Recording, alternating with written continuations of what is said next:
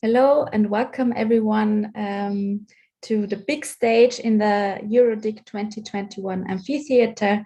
My name is Elisabeth Schauermann. I am the studio host for the moment, and I'm glad to have you here and the people watching in the stream as well.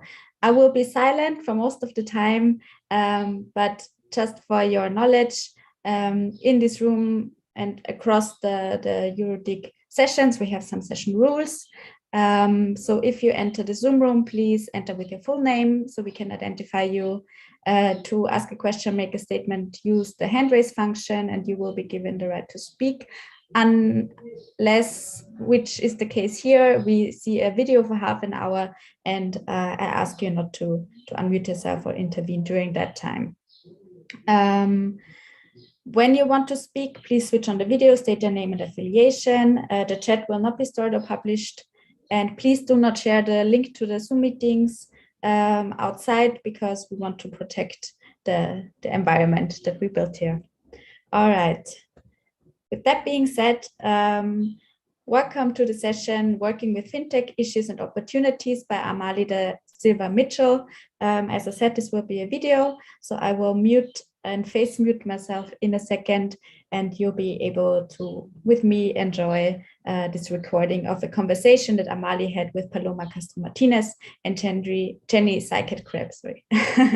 All right, and with that, I'm off, and just give me a minute to start the video.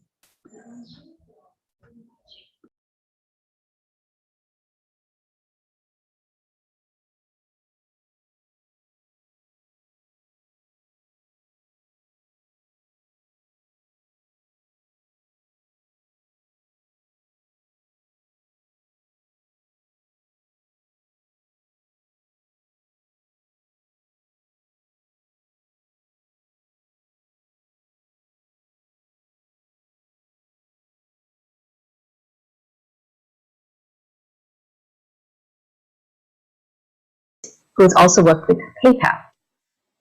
First, I just want to briefly outline the format for the session now. We will commence with a quick introduction to FinTech, and this will be followed by my posing 2 questions to each of my guests, followed by a deep dive into our subject by our 2 guests with each other after that. Okay, so let's start. So, what is FinTech? FinTech refers to software and other modern technologies used by businesses that provide automated and improved financial services. And there are various sort of definitions to this, but basically it's a very broad definition. And primarily there's a focus on payment applications. Now, what is the FinTech ecosystem? It's diverse and ever expanding as technology gets deployed in very innovative ways. The key players are banks and alternative payment portal facilitators for things like shopping, transport, entertainment, insurance, and so forth.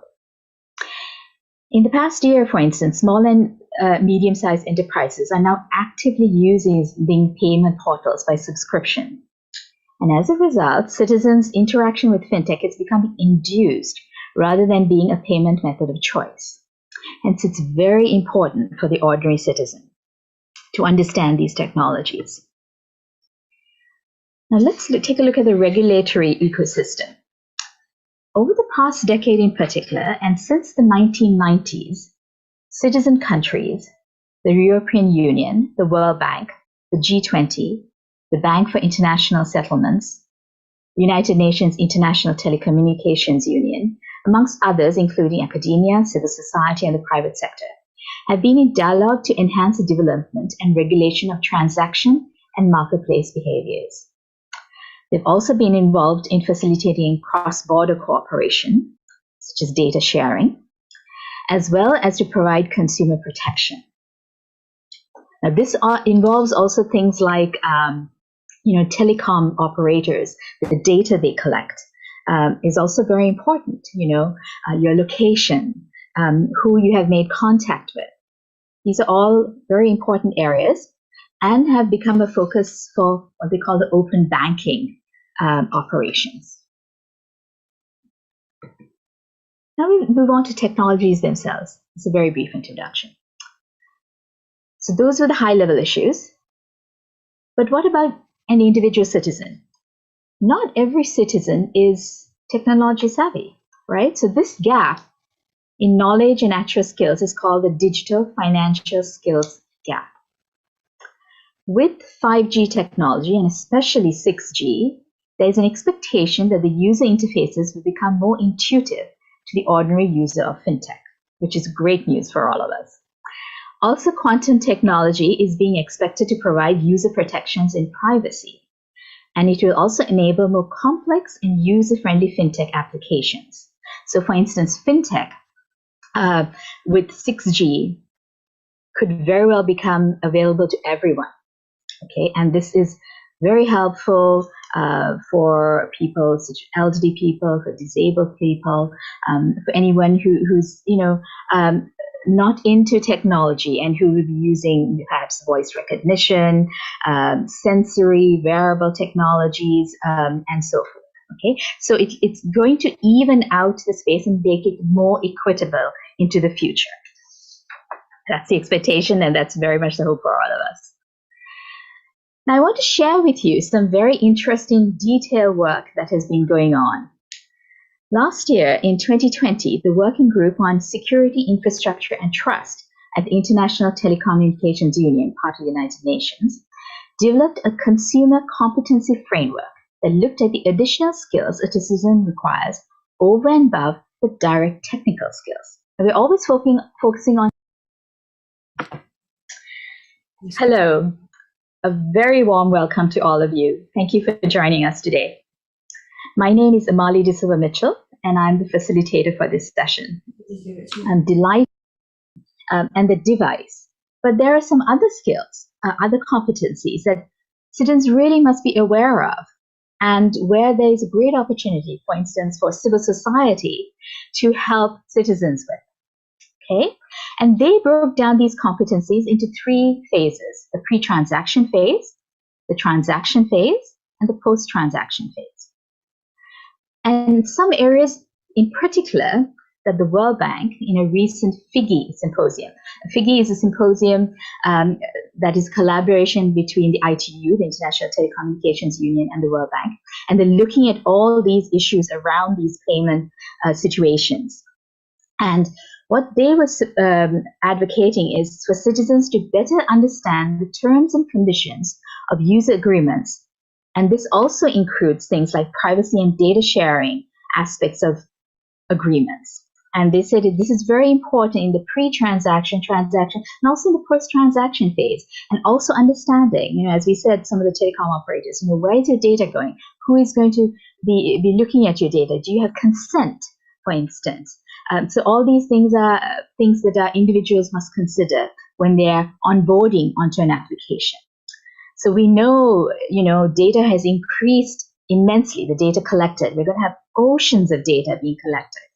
So we want to make sure that we're understanding that, and we want to ensure that when, for instance, increasingly the application of artificial intelligence and machine learning is applied to this data collection, that we have some confidence in where our data is going and how it's managed. Okay, so you have an opportunity as a citizen to be able to control this. And this is really by having that competency of understanding, what you're signing up for. So given all this work that's taking place across many organizations on understanding the aspects of consumer protection that is required to overcome challenges, but still providing us with wonderful opportunities, let's now turn and take a look at what is actually going on in a very practical way with our 2 guests. Okay, so I'm going to now ask 2 questions of Jenny, and these 2 questions are: what challenges did the art community, both visual and performing arts, face with the onset of the COVID-19 pandemic? And the next question is: what has your community of the arts and social organizations done to enhance digital literacy skills of their members prior to COVID and during the COVID pandemic? Jenny, the floor is yours, please. Thank you so much, Amali. Thank you for inviting me. I'm delighted to be here. So in terms of your first question, I mean, obviously COVID was such a devastating thing for the arts community. I mean, we think about how we interact with the arts. It's very direct sensory experience. You go into a museum, you see great art. You go into a theater and you see a wonderful show. Suddenly all these venues were closed.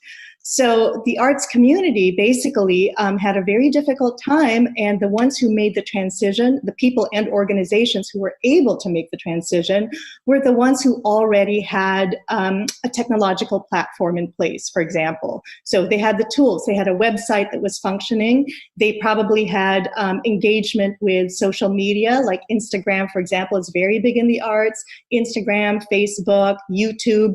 So the ones who had those were able to basically transition, and whereas before everybody was producing shows to be performed in a theater, now suddenly everybody had to become a movie producer because they were creating content, so they were developing skills really rapidly. I mean, I cannot imagine, I can't tell you how amazing it was to see people adapt to this. So they're creating content via creating movies. The other thing, for example, in the ballet community, I mean, ballet dancers are trained athletes. They're like Olympians. And so they have to be in a studio every single day, rehearsing, taking class. This is a daily routine. And then suddenly this complete venue was shut out. But artists, dancers are also very big on Instagram and streaming. And so they made the transition by either offering live streaming classes, for example, to keep the community engaged and still keep in shape. It's not the same as being in a studio with your fellow dancers, but it was better than nothing. So there was a lot of that happening. Also, the adaptation of using Zoom. Suddenly, people started getting Zoom accounts and then offering ballet classes and, that kind of thing through Zoom. And so new communities actually developed within this. So, for example, Instagram and Facebook developed a lot of, oops, I think I froze there, developed a lot of new big communities that were just art support ones, so that everybody kind of could still stay inspired, which is so key in the arts. You have to keep inspired. And that was the biggest danger. But that so far, that transition happened well. Now, on your second question about digital literacy, I mean, this digital divide is real. And it's not even just generational, though that is a part of it. Sometimes it's maybe socioeconomic, but part of it also is personality. We have a lot of people who are very scared of using computers. I mean, I hear people say, I hate technology all the time. So the thing we had to do, for example, this past year, there was a hard pivot towards virtual programming. But before we could get people engaged in signing up for a webinar or something online, we had to make them not scared of using Zoom, for example. So we offered a lot of coffee hours, virtual coffee hours, and cocktail hours, which we called like just play with Zoom. So basically, let's come together, small groups, like no pressure, and let's just play with the buttons. Mute, unmute, turn off your screen, turn on your screen, and basically try to get everybody, comfortable with the technology. So that I was very happy to see that. I mean, we had people signing up for things they never would have signed up for before the pandemic, because they realized their only chance of engagement was to kind of get with it and, basically get themselves more used to it.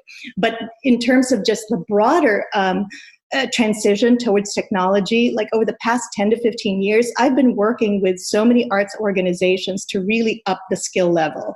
For example, in Silicon Valley, where I used to be, we would bring arts to school children. But these school children, remember, were basically born having a digital device in their hands. That's what they're used to. And then the art docents who were coming in had to be taught, okay, we have to reach them and go halfway and offer programming. I mean, I was basically the head of programming for these arts organizations. So we developed programs that were available on iPad, interactive, but we had to train all these docents to be comfortable with them first, giving presentations via PowerPoint or Keynote. So this has been going on for a very long time, but the tools of technology have been a godsend really over the past year, because I don't know how we would have survived without it. And thank goodness for the young children, because they taught their grandpas and grandmas how to use their iPhones. I kid you not, they really did. So thanks for that. Well, thank you, Amali. That's it for me. Thank you, Jenny. That's wonderful to hear that sort of take up from the arts community. That's wonderful, because we all stay inspired and entertained by the arts community, and we all were wanting so much of that and missing so much of that. So it's great that all of you just went out and got that for all of us, actually. Yeah. So anyway, we'll come back. And now I'm going to change to Paloma, please. Paloma, 2 questions for you. What are the challenges and opportunities that you see for the fintech sector for the future, and especially with regard to the financial digital literacy? And then also tell me about your particular initiative in this area of ESG. And ESG is now something that's very much there for fintech. And it's environment, social, corporate governance. And it's also being spearheaded and promoted by the United Nations, Mr. Mark Carney, as UN Special Envoy to the United Nations Secretary General as well. So please, Paloma, the floor is yours. Thank you. Tell us a little bit. Thank you. Thank you so much, Amali. And thank you, Jenny, for giving us hope. Because if we have gone through COVID, it's because we want the kind of life that provides art and culture as a driver of the spirit of humankind. Thank you. I would say that, Amali, as usual, EuroDIG is doing something that is ever so relevant. Why? Because through this pandemic, what we have learned is that inclusivity matters more than ever. That things are going fast, and thanks digital, and thanks the grandpa and grandma to be learned from the children. Because as well, what is very interesting is this mobility of the new generation bringing into the old generation and this kind of like ongoing discussion. And third, I would say that when you talk in fintech, let's not forget one thing. The world moves because of finance. Mm-hmm. And if we are there at the right time and with the right tools with finance, everybody will benefit. So finance is to be seen as a force for good. And that's where we all have to put our efforts in. So I don't know if I have a global compass or a magic wand to say what are the big challenges. But from my big point of view, having worked loads with EU regulatory bodies, national bodies, Washington as well, less so, I have to admit, with Asia. What I would say is that there are 5 main challenges. One thing is that nobody has yet achieved the regulatory framework we all dream of. As you indicated, Amali, the big thing now is the taxonomy on environment, social, and governance, but still regulatory frameworks after the crisis of 2008 are not fully yet there. The second, there is a huge tension between let's trade and let's invest. The one thing about tension is always an opportunity, because in tension there are things that expand and there are things that retrieve. But it's a challenge. Third one, being technically relevant. You were mentioning, Amalia, again, the big thing about quantum finance. What is quantum finance? It's basically the opportunities of 5G, 6G. But wow, who would be technically enough savvy? So it's as well a bit, what kind of diversity, which takes us as well about this whole idea about we need diversity. It's not even about who you are, minorities or no minorities. It's just this diversity about who can be tech relevant. And in the finance industry, that's not yet approved. The fourth one is customers. Everybody's thinking, oh, well, but, the finance system is just established. No way. You have a new market with the growth of knowledge, with the growth of purchasing power, even with awareness. Guys that before would not be using their iPhone but to watch maybe the news now want to be part of the finance game. And the fifth one is the industry relevant or irrelevant. have they gone to the disruption? Would you say that the finance industry has been disrupted? So those would be, for me, the 5 challenges. Again, from my little, point of view of a European in continental Europe, that again is not a bad view. And then going back into your question about, from my private experience, being, I cannot be anything but who am I? I'm a woman. I've been lucky enough to be offered many, many chances in life, and I want to share that and transfer that. And I think that if there is a role for us, is to always be able to share and to be generous with knowledge. And I think that, Jenny, you were saying that, generous with ballet, generous with whatever we have. And from my little, experience, being a lucky woman, which is not always the case, I have been always very aware that there is a need for empowering women to play the right game. And I think that playing the right game today is, let's not forget that finance moves the world. And my personal experience is that sometimes you think, oh, it's too risky, oh, I should not do it. But I always remember that it's about little things that make big changes. And sometimes, 25 euros that you can put in the right portfolio will change the economy of tomorrow. So I'm not talking about doing mega steps. I'm talking about democratization of the knowledge of what is in the investment world. So I'm going to be a little bit more clear on that. I'm going to tell you a little bit of the problem that you probably know, but let's do a little bit of a recap. Do you believe that 40% of global wealth, which is about more or less $130 trillion, is in the hands of women? How much is mobilized? 5%. Let's stay with that data. 41% of women wish they had invested more. And I'm talking about women of, as of they're 19 years old.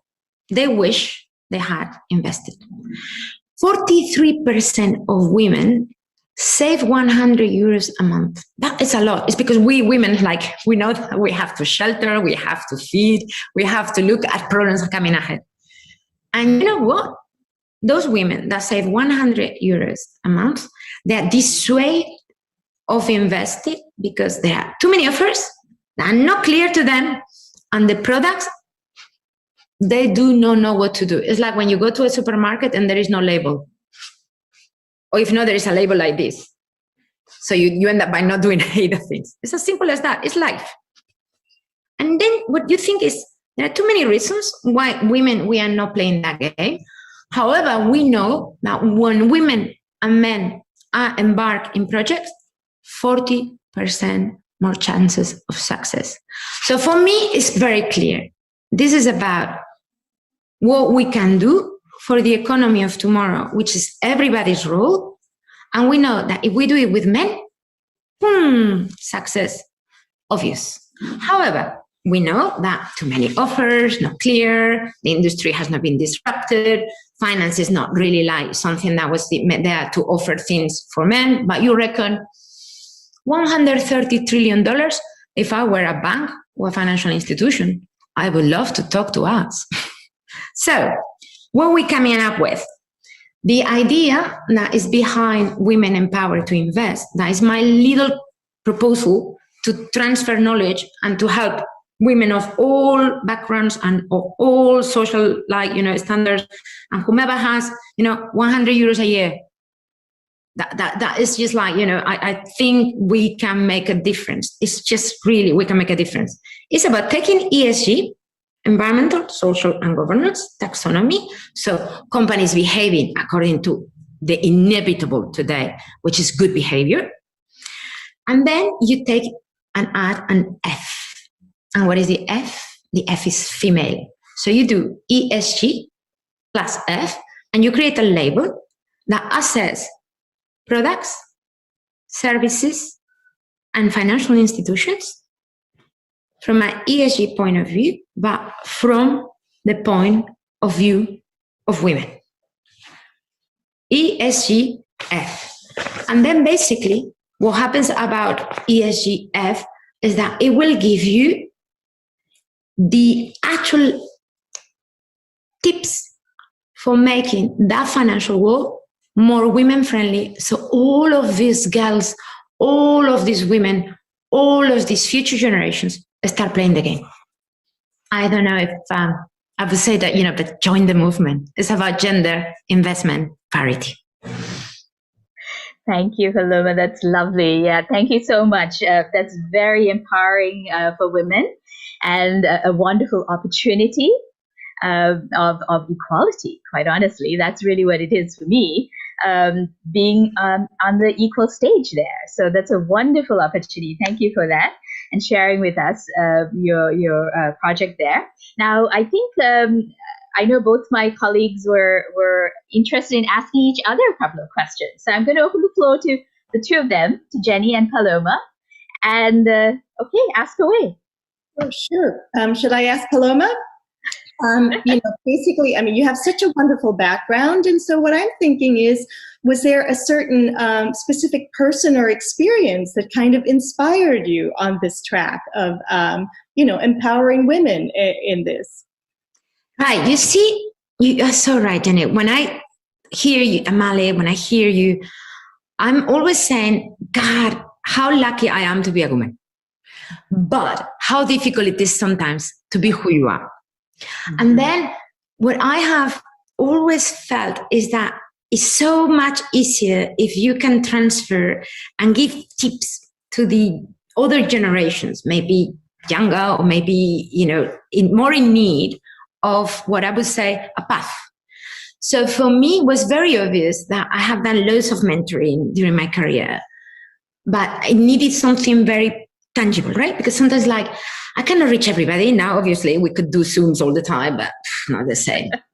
And then it was because 3 years ago, I was called for a seminar, and they were like, because you have a different experience. And I was thinking, they want me to talk about corporate affairs, public affairs, geopolitics.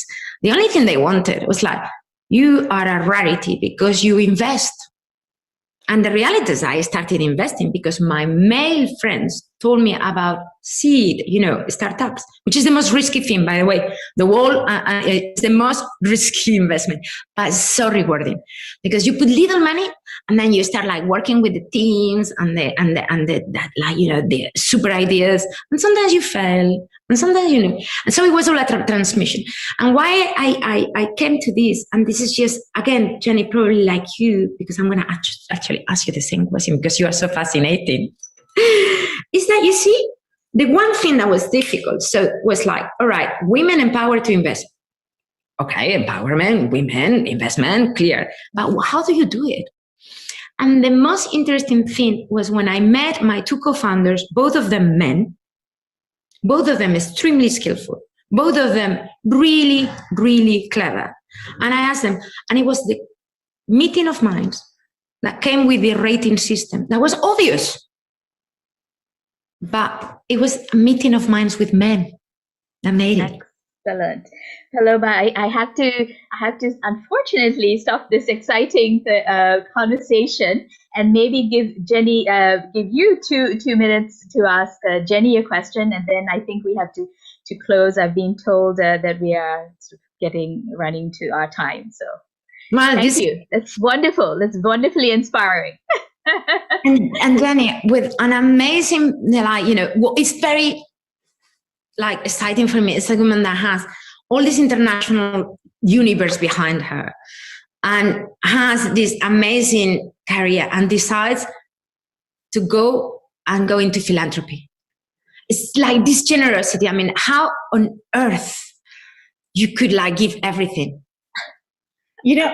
It probably goes back to what you said, mentoring. And I think from my perspective, I was completely oblivious to how fortunate I was, in my youth. And that's really the key. So I had fantastic parents who basically made me feel like I could do anything. My mother was basically, had a fantastic career. My grandmother, in the 1920s was one of the, few educated women who actually had a career. So, when I grew up, it was like so normal for me, right? And then going into work, I mean, I started work on Wall Street. And in fact, I started with a startup as well, doing like financial modeling and stuff. It never occurred to me, never once, that it was a man's world. And this obliviousness actually helped me because I just did whatever I wanted to do. And, and everybody encouraged me, and my bosses. And I think this is a thing. I had both male and female bosses, and they were just fantastic. They were just completely supportive of everything I did. So basically, I had wind beneath my wings all the time. And it was only afterwards that I realized, oh my goodness, this is not the case for the rest of the world. I have had it so good. It never occurred to me that there were all these barriers. I mean, there were little barriers. I mean, I think we talked about this before. For example, like, I would go to work and everybody would be in their navy blue suits. And then I said to myself, I think it comes a time when I can show that I'm a woman. I can still do whatever I need to do, but still be very feminine in the way I dress, but still be respected for my mind. So that was kind of maybe the minor challenges. But in terms of actually achieving things, I had so much good mentoring that I realized I need to do the same for others, and that kind of came in the last 10 years when I realized that I will do that. Thank you. Excellent, excellent. So the message I get that from both of you there is very much the importance of mentoring for women.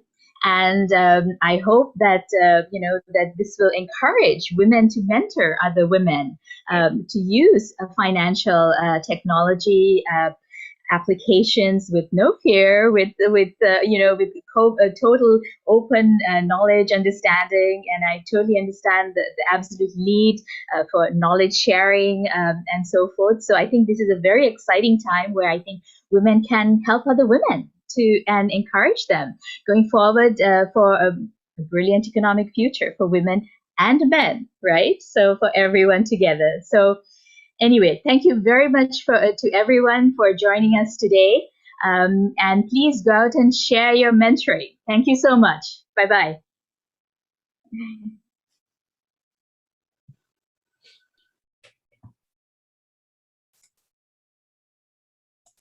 So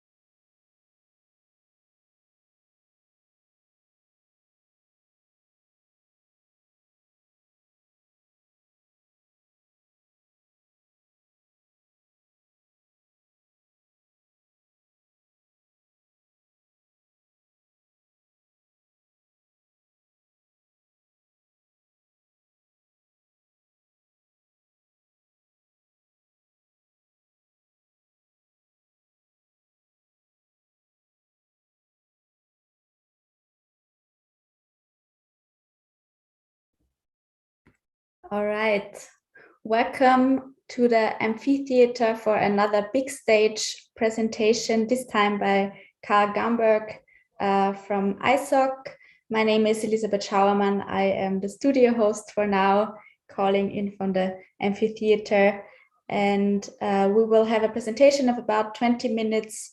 And with this, over to you, Karl. Thank you very much, Elizabeth. I will share my screen, bring forward a presentation. I hope that is visible. All good, perfect. Good afternoon, good morning. Hello, colleagues. Great, very happy to be here today to provide a presentation on some of the work that we're doing at the Internet Society and a vision that we have for Internet policy making going forward, and the idea of conveying a norm around Internet impact assessments. So today I'll speak a little bit about the background to this idea, a little bit about some work that we've done in 2020 and the work that we're doing in 2021 as well, and also about how we hope that this work will continue in the years to come. But to set the scene a little bit, I think the headlines that you see on the screen here is somewhat familiar to most of you. I think all of these are from 2020, but if you were to look at in 2021, I'm pretty sure you would see similar headlines. There's a lot of things going on, from geopolitical struggles between great powers to concerns around cybersecurity. Efforts to undermine important security technologies like encryption is becoming a big topic and a big concern, as well as the concern around competition online. How do we deal with competition online? Are there needs for additional regulations to safeguard competition in the future? So there's a lot of interesting and important policy questions popping up, and they're kind of almost intensifying both in last year and continuing these years. We've seen this with new regulations coming out in the EU, for instance, and proposals for the Digital Service Act, DMA, and so forth. So a lot of change, a lot of things that needs to be addressed.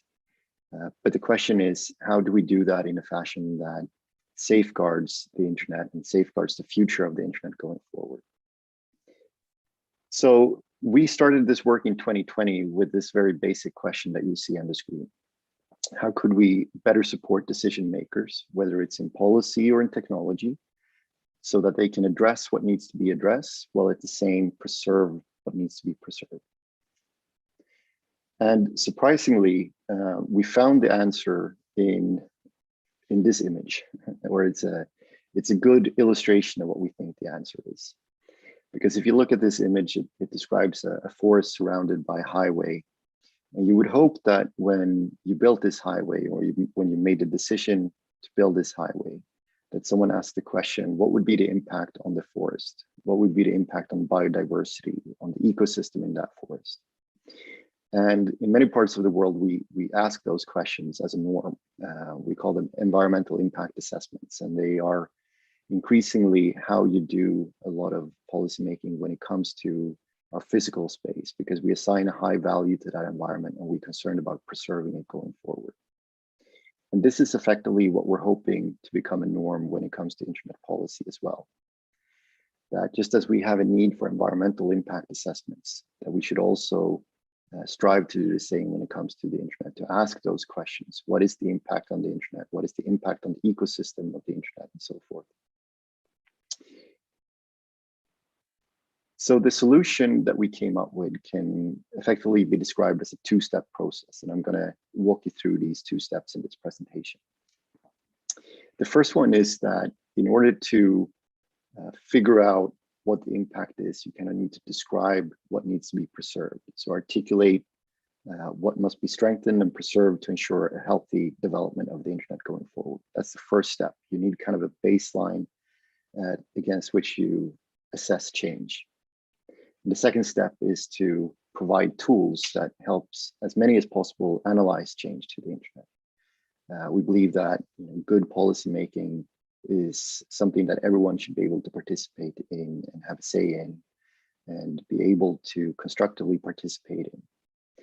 So to provide both that kind of a baseline that describes what needs to be preserved and also the tools to help you analyze change. And the outcome of this was something that we call the Internet Impact Assessment Toolkit. And this is what I will be focusing my presentation on today, the work that we did in 2020 and what we're continuing in 2021, what the components of this toolkit is and how we envision it to work going forward. So if you start with that step one, how do you articulate what needs to be preserved?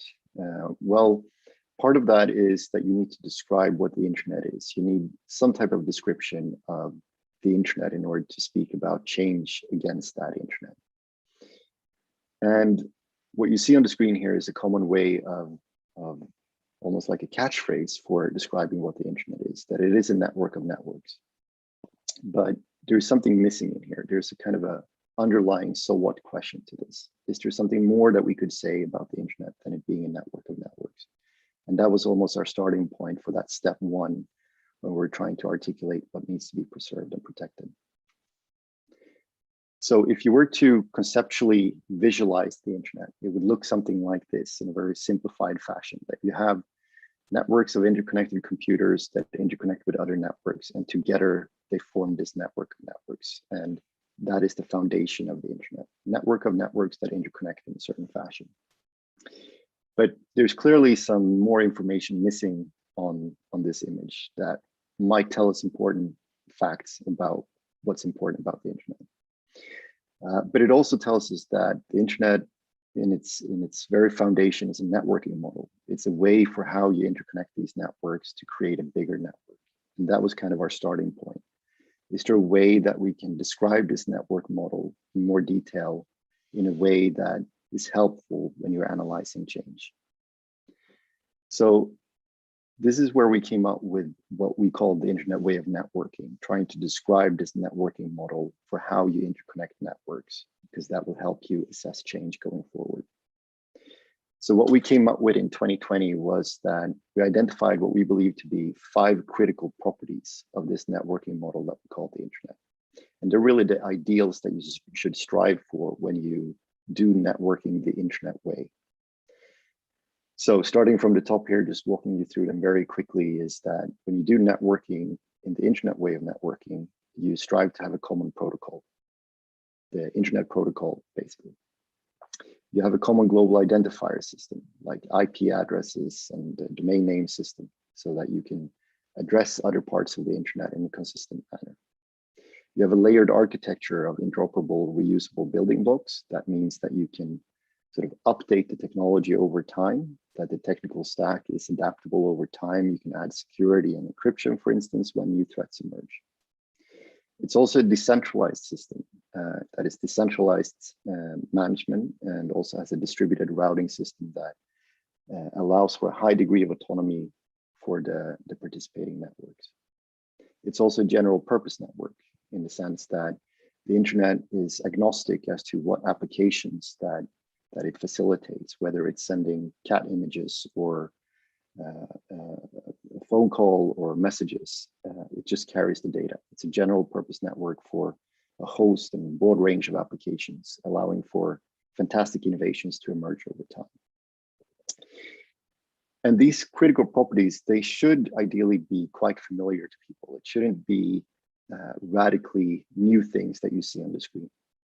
That's what we're hoping for, that these should feel familiar, and it should be a bit of a moment where people say, well, that's obvious.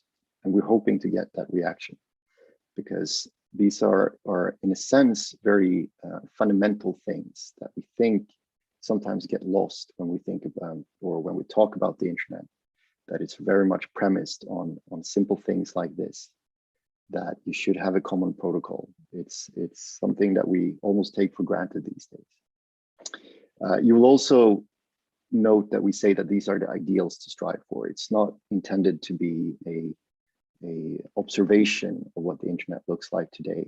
So for instance, you would note that today we have, in fact, 2 versions of the internet protocol on the internet at the same time. You have version 4 and you have version 6, and we're still in this transition from version 4 to version 6. So we're not really hitting that ideal of having a common protocol. but it helps us explain why that transition has been so difficult, because you're striving to be on a common protocol. No one wants to be on the one that no one else uses. So if you strive for these critical properties, then you're approaching more closely what it means to do networking the internet way. And importantly, if you lose any of these critical properties, you also lose the internet in a sense, because you do something else than networking the internet way. So that's why these are so important to preserve. So if we were to go back to this image that I showed earlier, we can now add a little bit more detail to this image when we try to describe the internet as a networking model, that it's not just an interconnection of networks, it's also one in which you have a common protocol, where you use reusable building blocks and can upgrade the technology over time. It's one where you have common global identifiers to connect with each other, whether it's the domain name system or the IP addressing. You have high degree of autonomy in the networks. They can make their own decisions in terms of how they interconnect with others and how they route traffic to the internet. And importantly, it's also a general purpose network.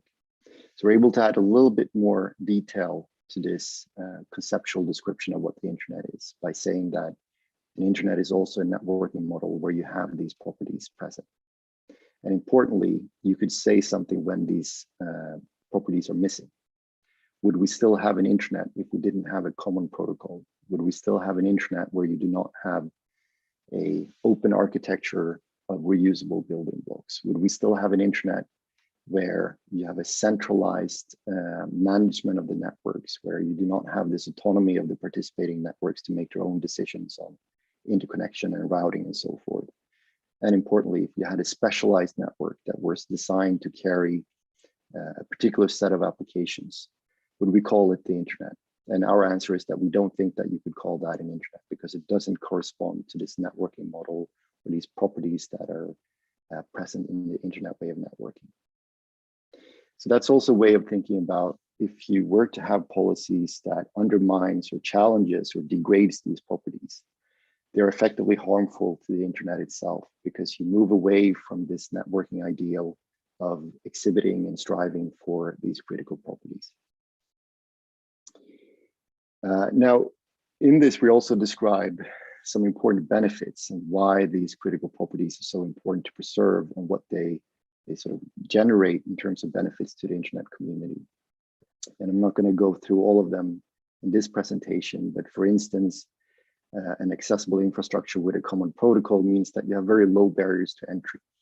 It's easy to become part of an internet, and it's easy to get global connectivity on the internet compared to another solution where you would have multiple protocols, for instance. Same thing with decentralized management and routing. It gives important benefits of being able to do locally optimized solutions. And we saw that in the pandemic, for instance, where the internet was able to adapt to increased demand, mainly due to the fact that network operators could adapt to the new change and change their routing and change their interconnection patterns to meet increased demand or increased demand at different points in time and so forth. But I'll return to that critical property a little bit later in this presentation as well. So I talked a little bit about that step one, about articulating the baseline and describing what needs to be preserved. So I'm going to very briefly talk about the second step here, the tools that we provide in this toolkit that helps people analyze change. We call these use cases in this toolkit, and they are effectively general descriptions about how common policy issues might relate to these critical properties, how they might positively or negatively affect these critical properties, in order to provide a kind of a lens to help you analyze change. So for instance, why are intermediary liability protections for infrastructure providers important when you look at it from this perspective of the critical properties? Same thing with content filtering or interconnection and routing. Policies that relate to those topics, how could they interfere or support or intersect with these critical properties? Because it tells us something about the effect on the internet itself by illustrating these. So I won't go through all of them in detail on this presentation, but to give you a bit of a sense, I was going to look at the forced data localization use case that we have. And for those of you who are not familiar with this topic, forced data localization is effectively a scenario where a government requires that control of the data or flow of the data is maintained within a particular jurisdiction. And you can separate it between data should be preserved at rest, physically located in a country, or that the traffic itself is not allowed to traverse borders and leave the country while in transit. So this illustration I'm going to give you is mainly about a scenario of data at rest. But what we describe in these use cases are going through which critical properties are affected by policies like this. So if you take critical property 1, for instance, that have this important benefit of low barriers to entry, you would see that data localization requirements increases the barriers to entry, for instance, by the fact that you need to duplicate your resources, say a server where you host the user's data, you need to duplicate that across jurisdictions. You're not able to deliver your service on the internet in a sort of a low barrier type of way. And critical property 3 is also quite interesting. And I was gonna not leave you start with a text, but try to visualize this graphically, the idea here. So if you think about the impact of data localization on critical property 3, it's useful to start from this point of view. So this is kind of how we usually see the world in geographical terms. We see it in borders between countries, and we describe the relationship between countries a lot through those borders. So if you were to describe the relationship between country A and country D, you would say that, well, country C and country B is in between, for instance. But this is a bit different from how you think about distance and relationships on the internet, what you would call the internet topology, which is effectively a description of the size of the networks and how they're interconnected. So as an example, if you were to deliver a service on the internet and you had to choose where to place your servers for your website or your cloud service, let's say that you had the option here between network A and network B. Now, there are a couple of considerations that would go in here that would speak in favor of network A in a sense. So if you think about the distance between network A and other networks in this graph here, you would see that it's mainly 3 hops to get to any other networks in this graph. Well, if you're in network B, you would have up to 5 hops. So the distance in terms of networks that you need to traverse is greater if you're in network B. Similarly, you would see that network A has a lot more interconnections with other networks. So that tells you something about, for instance, resilience, that you have backup connections. Let's say if 1 or 2 of them goes down, that you can still have access to the internet and your users in these other networks. So those are the type of considerations that the internet allows you to do. You can look at the internet from an interconnection point of view and where it's most efficient to locate things. And this is a bit different than if you were to superimpose geographical boundaries. You would not have the option of thinking about efficiencies and how you reach your customers from a networking point of view, but you would need to think about it from a border point of view. And it's not the case that it's necessarily more efficient or delivers a better service quality by having your servers located within the country. It could be that it's better to have it in a network in a neighboring country in order to reach your customers in your own country. And that's the type of benefits that you get when you can look at the internet from a networking point of view rather than a border point of view. And those are the types of insights that we're trying to convey in these use cases in the toolkit, that these are important considerations and important benefits that are potentially put at risk by these types of policies. And if you want to learn more, this is on our website.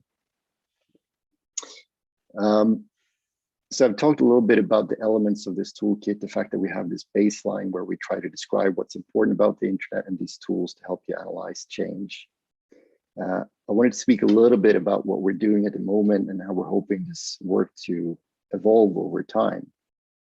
So first of all, it's really just a beginning. And the work that we did in 2020 was to describe these critical properties that can be thought about the essentials of the networking model.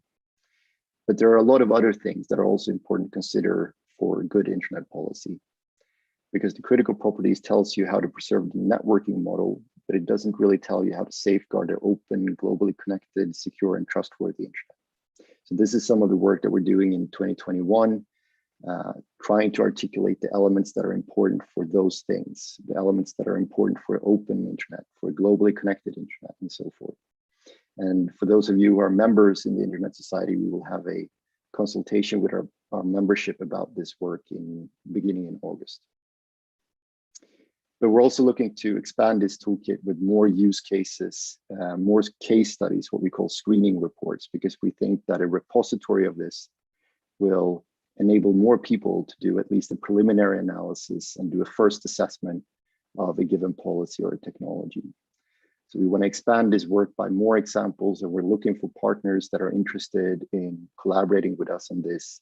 For instance, doing one of these screening reports in collaboration with us, in which you would assess a policy or a technology and how it relates to the internet way of networking and good policy in general.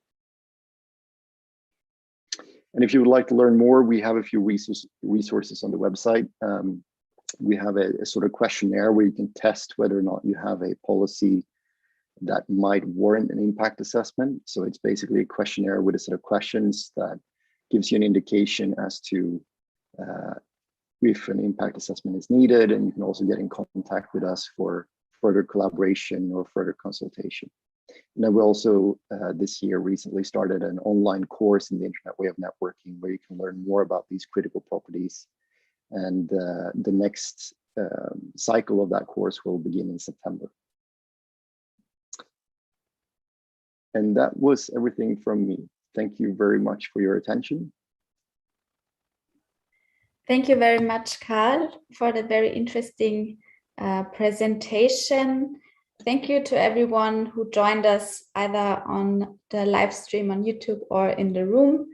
In a second, you should be able to see some tips on how to return to together if that is what you want to do. And the next session in this room will be 2:45 Central European Summertime with workshop 6. See you then. Thank you, everyone.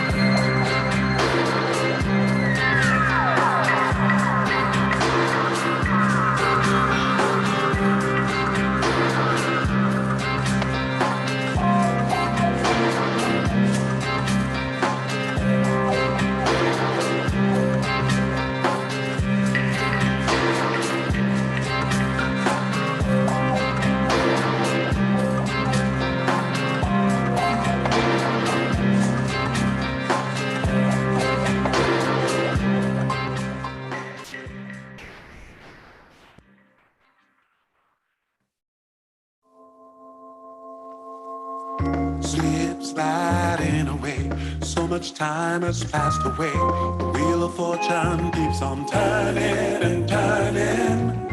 No chance to bring back time. Yesterday seems far behind. The lies are gone. Where are all the answers? Gotta get all the way. Got to get all the way. Gotta get all the way from F to K. Gotta get all the way. Got to get all the way. Gotta get all the way from F to K. The more I look, the more I find. Though it's all beyond my mind, sometimes words have to remain unspoken. What's the meaning of forever? Breaking through the heavy weather. We're in time, the train has left the station. Gotta get all the way. Got to get all the way. Gotta get all the way from F to K. Gotta get all the way. Got to get all the way. Gotta get all the way from F to K. Gotta get all the way. Got to get all the way. Gotta get all the way from F to K. Gotta get all the way. Got to get all the way. Gotta get all the way from F to K. Your decision time to choose from all the lies. Find your own truth.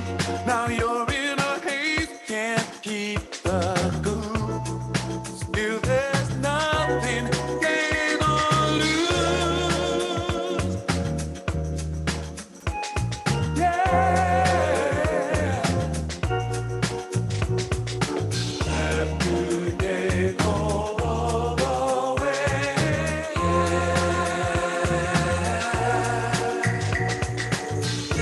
Gotta get all the way. Got to get all the way. Gotta get all the way from F to K. Gotta get all the way. Got to get all the way. Gotta get all the way from F to K. Gotta get all the way. Got to get all the way. Gotta get all the way from F to K. Gotta get all the way. Got to get all the way. Gotta get all the way from F to K. All the way. Hey.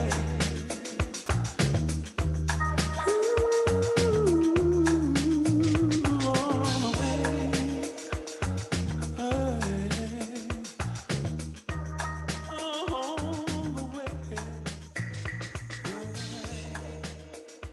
All the way. All the way.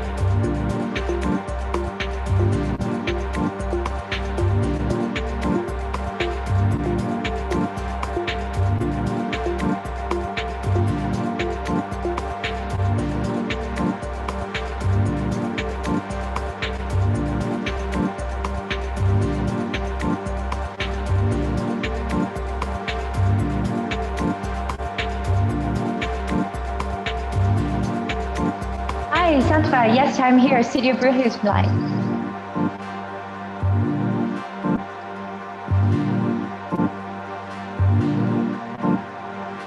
Yes, I've just made him a co-host so he can unmute himself if we'd like to.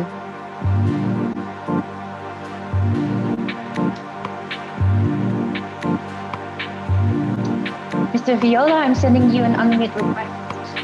If you could click yes, then you should be able to unmute. Okay, can you hear me now? Yes, we can hear you.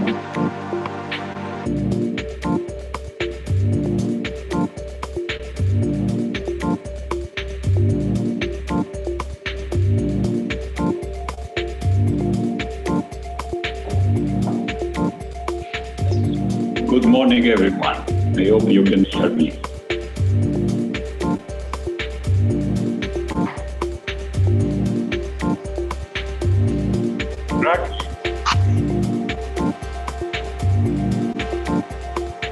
Okay, fine.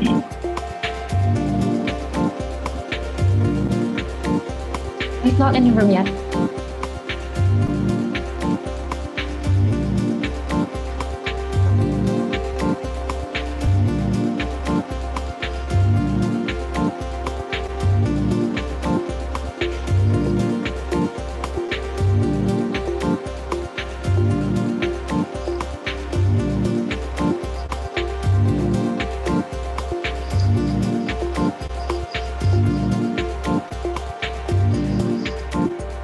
Oh, good. I'll see you in a minute.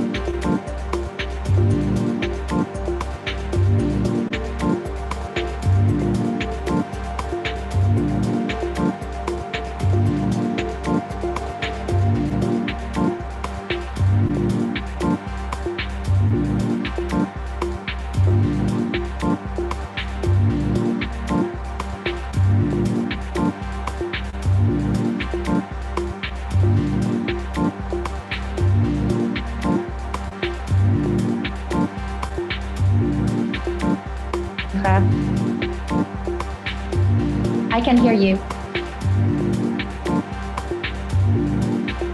Yes.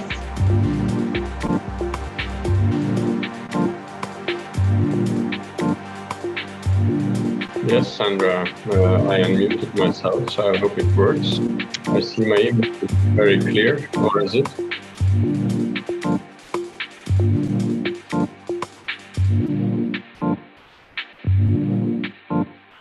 Perfect.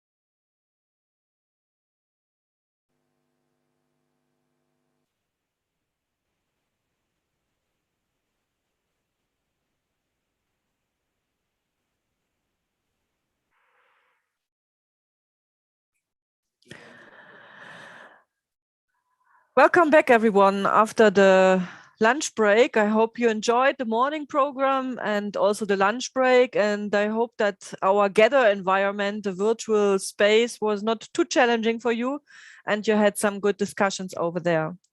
Some of you might have recognized we had issues with our EuroDIG wiki. There was a major power supply problem in Frankfurt, but this is resolved now, and all the information like access links, etc., are available on the wiki again.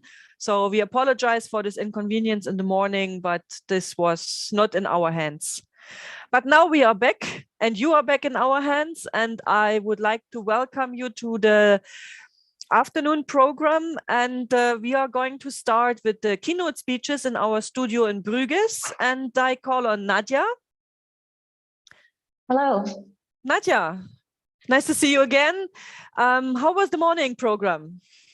It was wonderful. The first focus session focused on greening the internet, and we had a really active discussion, really great breakout sessions where participants were engaging with the speakers who were presenting beforehand, and afterwards really interesting reporting back. So we look forward to the EuroDIG messages. Okay, and could you let us know how this new format worked out in the virtual space? It was something, kind of an experiment, and organizers from Focus Session 1 were very eager to try out this new format. How was this?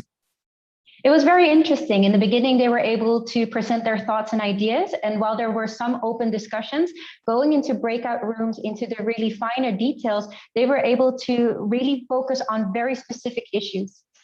Okay, and from the distance, I also realized that there was indeed a kind of agreement process and discussion on the messages. It was not just that they were adopted, but I could also recognize in one of the other studios that there were really some back and forth questions on these issues, which is great, because this is what EuroDIG is about. It's about a dialogue on internet governance and not just having speeches and giving some sort of output afterwards. But now I would like to hand over to my dear colleague, Ambassador Thomas Schneider, who would like to introduce and walk our keynote speakers through this program. And I see you later. Thank you, Sandra. I'm happy to introduce two important representatives from two important, of course, European institutions. The first one, Roberto Viola, Director General from DG Connect, the Communications, Networks, Content and Technology of the European Commission. And then we'll have the Council of Europe. And interestingly, it is actually, I need to thank Roberto as an Italian for the lesson that the Italian football team taught the Swiss team about 10 days ago about how to give all you can until the very last minute, because we needed this last night in France, and your lesson has actually had an effect. And of course, we'll all be curious to see how Italy and Belgium, Patrick, that will come after that, will be from Belgium. So we have quite some parallels here, not just the amphitheater in the background that looks like a football stadium, but things are going on in parallel here. So let me welcome Roberto Viola. His keynote speech is mainly also linked to what we'll discuss right after these speeches in Focus Session 2. It's about digital interdependence, how to govern a space that is so interdependent, where everything is linked to everything. So we are very keen to hear you, Roberto, and thank you for being with us. Many thanks to you for having invited me. It's a real pleasure to join you virtually. This is the 14th Forum on Intergovernance, and it's a really an important dialogue for us and for the whole community. And I'm also very pleased, very much like the EuroCup, it's spread all over Europe, this dialogue, and virtually connected. And this is a bit the meaning of what you'll be discussing, which is the strategy for the digital decade. I mean, the next 10 years that we are going to live. As Einstein used to say, it's much more interesting in the future, because that's where we are going to live rather than the past. And nobody, of course, knows what is going to be the year 2030. I mean, digital goes so quickly. And I mean, things we thought were important 10 years ago turned to be less important. Things which were not thinking about turned to be very important. And then it will be the same. But what is really important is how we get there and how to get there. And that's the whole meaning of the European strategy, this digital compass, this navigation map, how to navigate in the next 10 years in the digital ecospace and make sure that, I mean, we actually safely land in 2030 with solid values, with respect to human being, with solid democratic roots and respect for freedom of speech, that whatever is the technology is not going to change. We today witness a virtual event where many, many people coming from everywhere are connected. And this is an example of what could be the format of the post-pandemic society. Sometimes I call it the distance-less society. Well, distance-less could sound a little bit like an oxymoron, because we are all distant. At the same time, as today, we are all together. So in the society of the future, what really counts most is the physical distance or the digital distance, or a bit of the mix of the two. Well, I would say, and that's really the core message we are trying to give with the digital decade strategy, we should make sure that our society, the internet we want, allows us to have zero distance, one to the other. Allows us to work where we want to work and stay maybe in the countryside. That's also better for the environment. You know, during the pandemic, we've been observing the environment very much also to understand the link between the spread of the coronavirus and environmental factor. And through our satellites, what you normally see and what you normally experience before the pandemic are these yellow spots around the big cities. These are not really good spots. They signal high pollution. And during the lockdown, these spots started to shrink and even to disappear.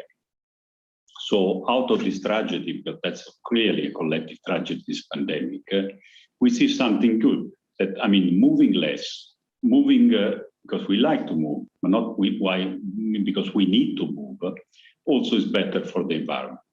And that's a bit the core of a distance-less society. A society where people decide to move when they like to move. A society where people are not obliged to move to work or obliged to move to study, where people have this equal opportunities wherever they are. And the consequences of this new way of living and working together are really profound, because we might have a much more sustainable environment in terms of the way we live together. We might have people that are not forced anymore to change routes, to move from one country to another, sometimes living a drama out of it because they need to work, or they need to eat, or they need a better life. That's why the zero distance society, we think, is a better society. But we need to get there. And if we count together the digital distances, which is a good measure of the equality index of the internet, when looking at the governance of internet, I think in the future, more and more, you have to understand whether between you and others there's a distance. A network that doesn't function keeps you distant from the others. Today we can speak and interact together, maybe in a relatively primitive form. In the future will be virtual interaction with virtual reality. It's because we have decent connections. But the connections to be better, and better for every citizen in Europe. And that's why one of our cardinal points of the digital decade is to make sure that every citizen, no matter where the citizen lives, no matter what is the economic condition, enjoys very good broadband connection to the internet. This universal right of being connected with good quality, it's one of the fundamental pillars of the digital decade, and that's of the European society of the future. Without connection, we are distant. But also, if we don't know how to use tools, we are distant as well. Because we cannot communicate, we cannot use the platforms that are needed. We don't have the basic skills. That's the other thing we have to crack. We have to make sure that every citizen has the basic knowledge to interact and work with the digital society. And we have to make sure that not only the engineers of the future, but the doctors of the future, the architects of the future, whoever works has a fairly good knowledge of digital tools. even the artists of the future, they need to know about artificial intelligence and big data. And that's the other big objective. So the other big objective is the people, infrastructure and people. The third big objective is to make sure that also companies can scale up and use, digital tools to be better. And again, a traditional company, and the backbone, of the European industry is small SMEs. A traditional company that doesn't know how to use digital tools is a company that is distant from every other market participant. That's why scaling up using digital tools in SMEs is so important. That's the third cardinal point. The fourth cardinal point is to make sure that the administration, the healthcare works and functions in your pocket. One of the things you have experienced, and it was actually put together in 3 months, is the digital Corona Pass or Green Pass or whatever you call it. Before the pandemic, if someone would have told me that we would have been able to invent it and put it in 3 months in the pocket of everyone, millions of hundreds of millions of citizens, I would say you are crazy. But we did it. We made sure that all the health system could digitally sign and could be interoperable. So basically all the member states now are ready. Many of you, I'm sure, have already downloaded it. And this is just the beginning, because the next step is the European identity, because on the internet, if you don't own your identity, you don't master your identity, you are nobody. It's like in the real life. Of course, you are who you are and you have the right to anonymity, but there are times where you have to prove your identity.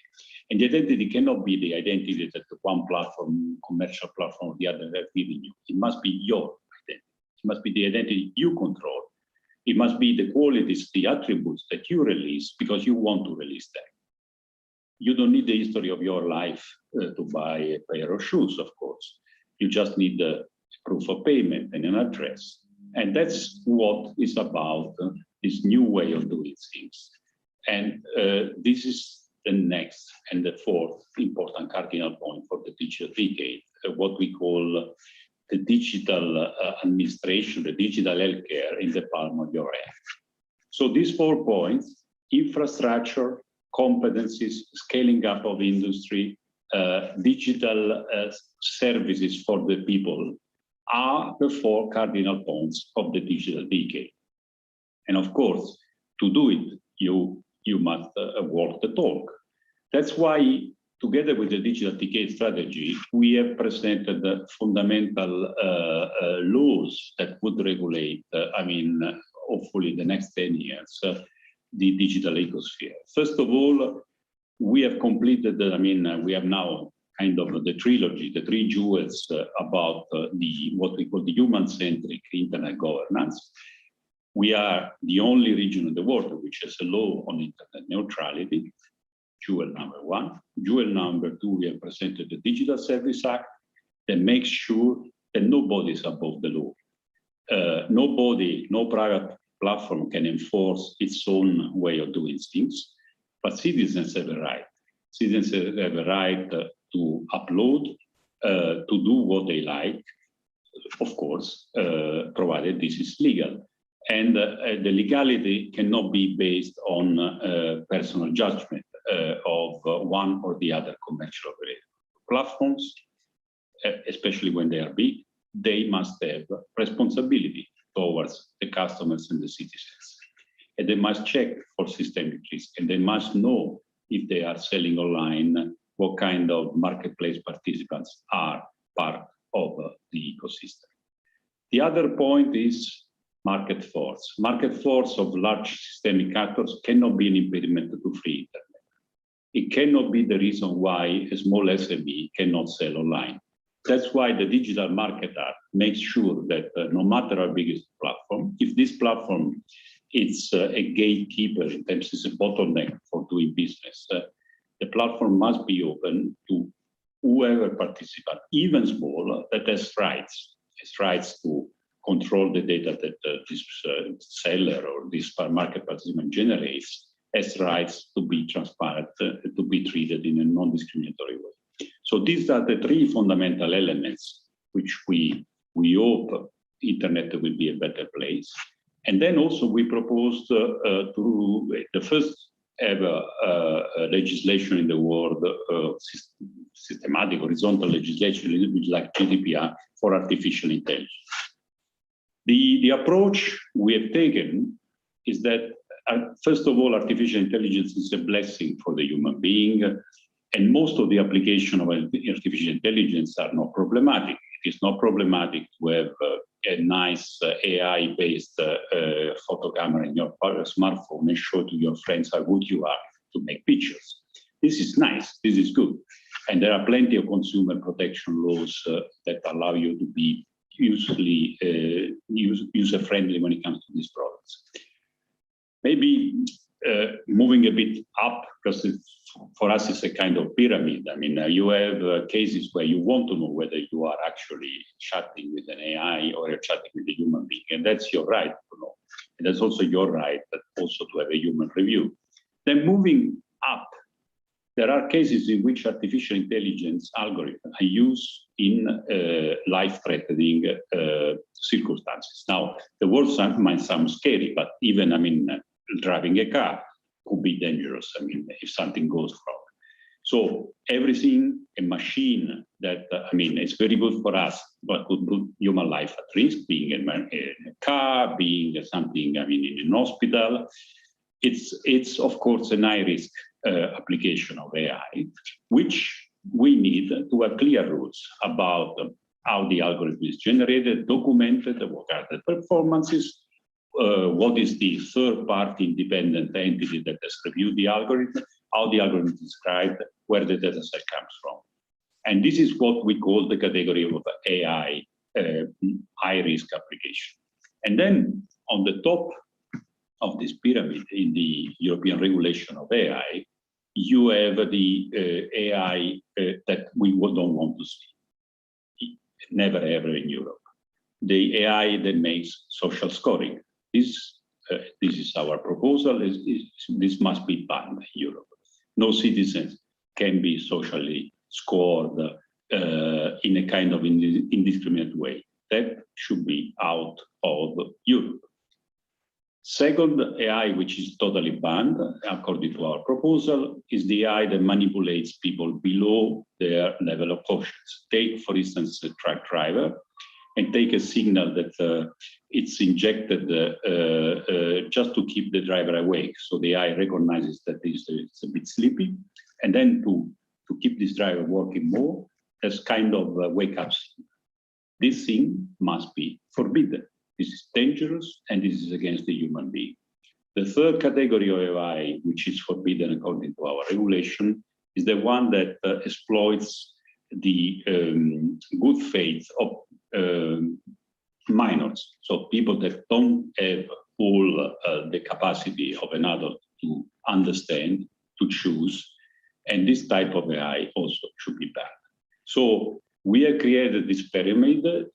It's called the risk-based approach. We regulate only if there's risk. If there's no risk, I mean, there's no regulation. And this, of course, must be together with serious investments in competence centers, in testing centers, in friendly and transparent AI algorithms. Some said, the project of Europe of regulating AI will never work because an algorithm cannot be documented. We don't believe this is true. We do believe instead that the AI can always be explained. Of course, the more the algorithm is complicated, the more it's complicated to explain. But I mean, when it comes to applications which are putting life at risk, there must be the necessity to explain things. So this is the way we want to live the next 10 years. We want to live the next 10 years in a distance-less society that respects human beings, respects democracy, respects freedom of speech, fundamental rights, and treats every citizen equally. Of course, we don't know the technology in 2030, but it doesn't matter. We want to make sure that the European money is invested to get there, to get everyone the connection, to get good skills, to get startups scaling up, and to get a better administration. That's our compass. And this, of course, also means, as I said, work in the talk by presenting legislation that goes in this philosophy. Some have called this in the word the Brussels effect. I don't know. I mean, if I would like to call it better the European effect.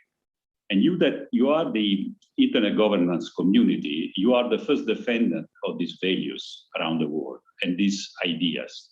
And of course, I mean, you are here to be vocal and criticize when things are wrong. But I hope you will join us in defending this idea of the digital decade and the way we want to be living in the future a bit more closer together, digitally closer together. That probably means also being physically closer together. Many thanks for your attention. Thank you very much, Roberto, for this very interesting and relevant outlines about the vision of the EU on the digital decade. And you've touched, of course, a number of very important points. Just to highlight one or two is the zero distance idea may actually, thanks to digital technologies, may help us to solve a number of problems, not just in Europe, but also in Europe. Another thing is the incredible speed that we witnessed also from our administrations, and the vaccination passes, passports are something that is really remarkable. What is happening in many countries. And I personally, I do hope that I will be able to use this pass in about 10 days time when I will travel to your beautiful country for holiday with my family. So let's see whether we also make it interoperable between countries. And just to raise the last issue that you mentioned, of course, AI has been a buzzword for some years now, but it will not go away, it will continue. And as a Swiss, I'm delighted to see that the vision of the EU, of the Commission, is in line with what, and we'll get to Patrick, with what the Council of Europe is doing. I'm a member of the CAHI Bureau, so we all have an interest to come up with a vision that is coherent and that in the end, things work together in a way that we have a coherent system of regulation of how to use these technologies and make sure that they are used for the good things and not used for the bad things, some of which you outlined. So very happy to see that we are all working towards the same line, everyone in his role. With this, thank you a lot, Roberto. Hope to see you again physically soon, whether in Brussels or in Italy or wherever. Now we will move to Patrick Pennings from the Council of Europe. He's head of Information Society Department of the Council of Europe. And he will also make a contribution that will be in particularly targeting workshop 4 and 7, which are about data protection and AI, and actually can build perfectly on what Roberto Viola just said. So Patrick, I hope you are with us and can hear me. Pennings, wo ist denn der Zoom? Yes, I can. I hope you can hear me. I can see and hear you. So very good. Very good, Thomas. So since we are a little bit short of time, I will stop talking and hand over the floor to you immediately and wish you all of luck for the next football game, although I don't know my heart beats for both of you. So please draw and don't create a winner, but that is not possible. So the floor is yours, Patrick. Thank you very much. Thank you so much, Thomas.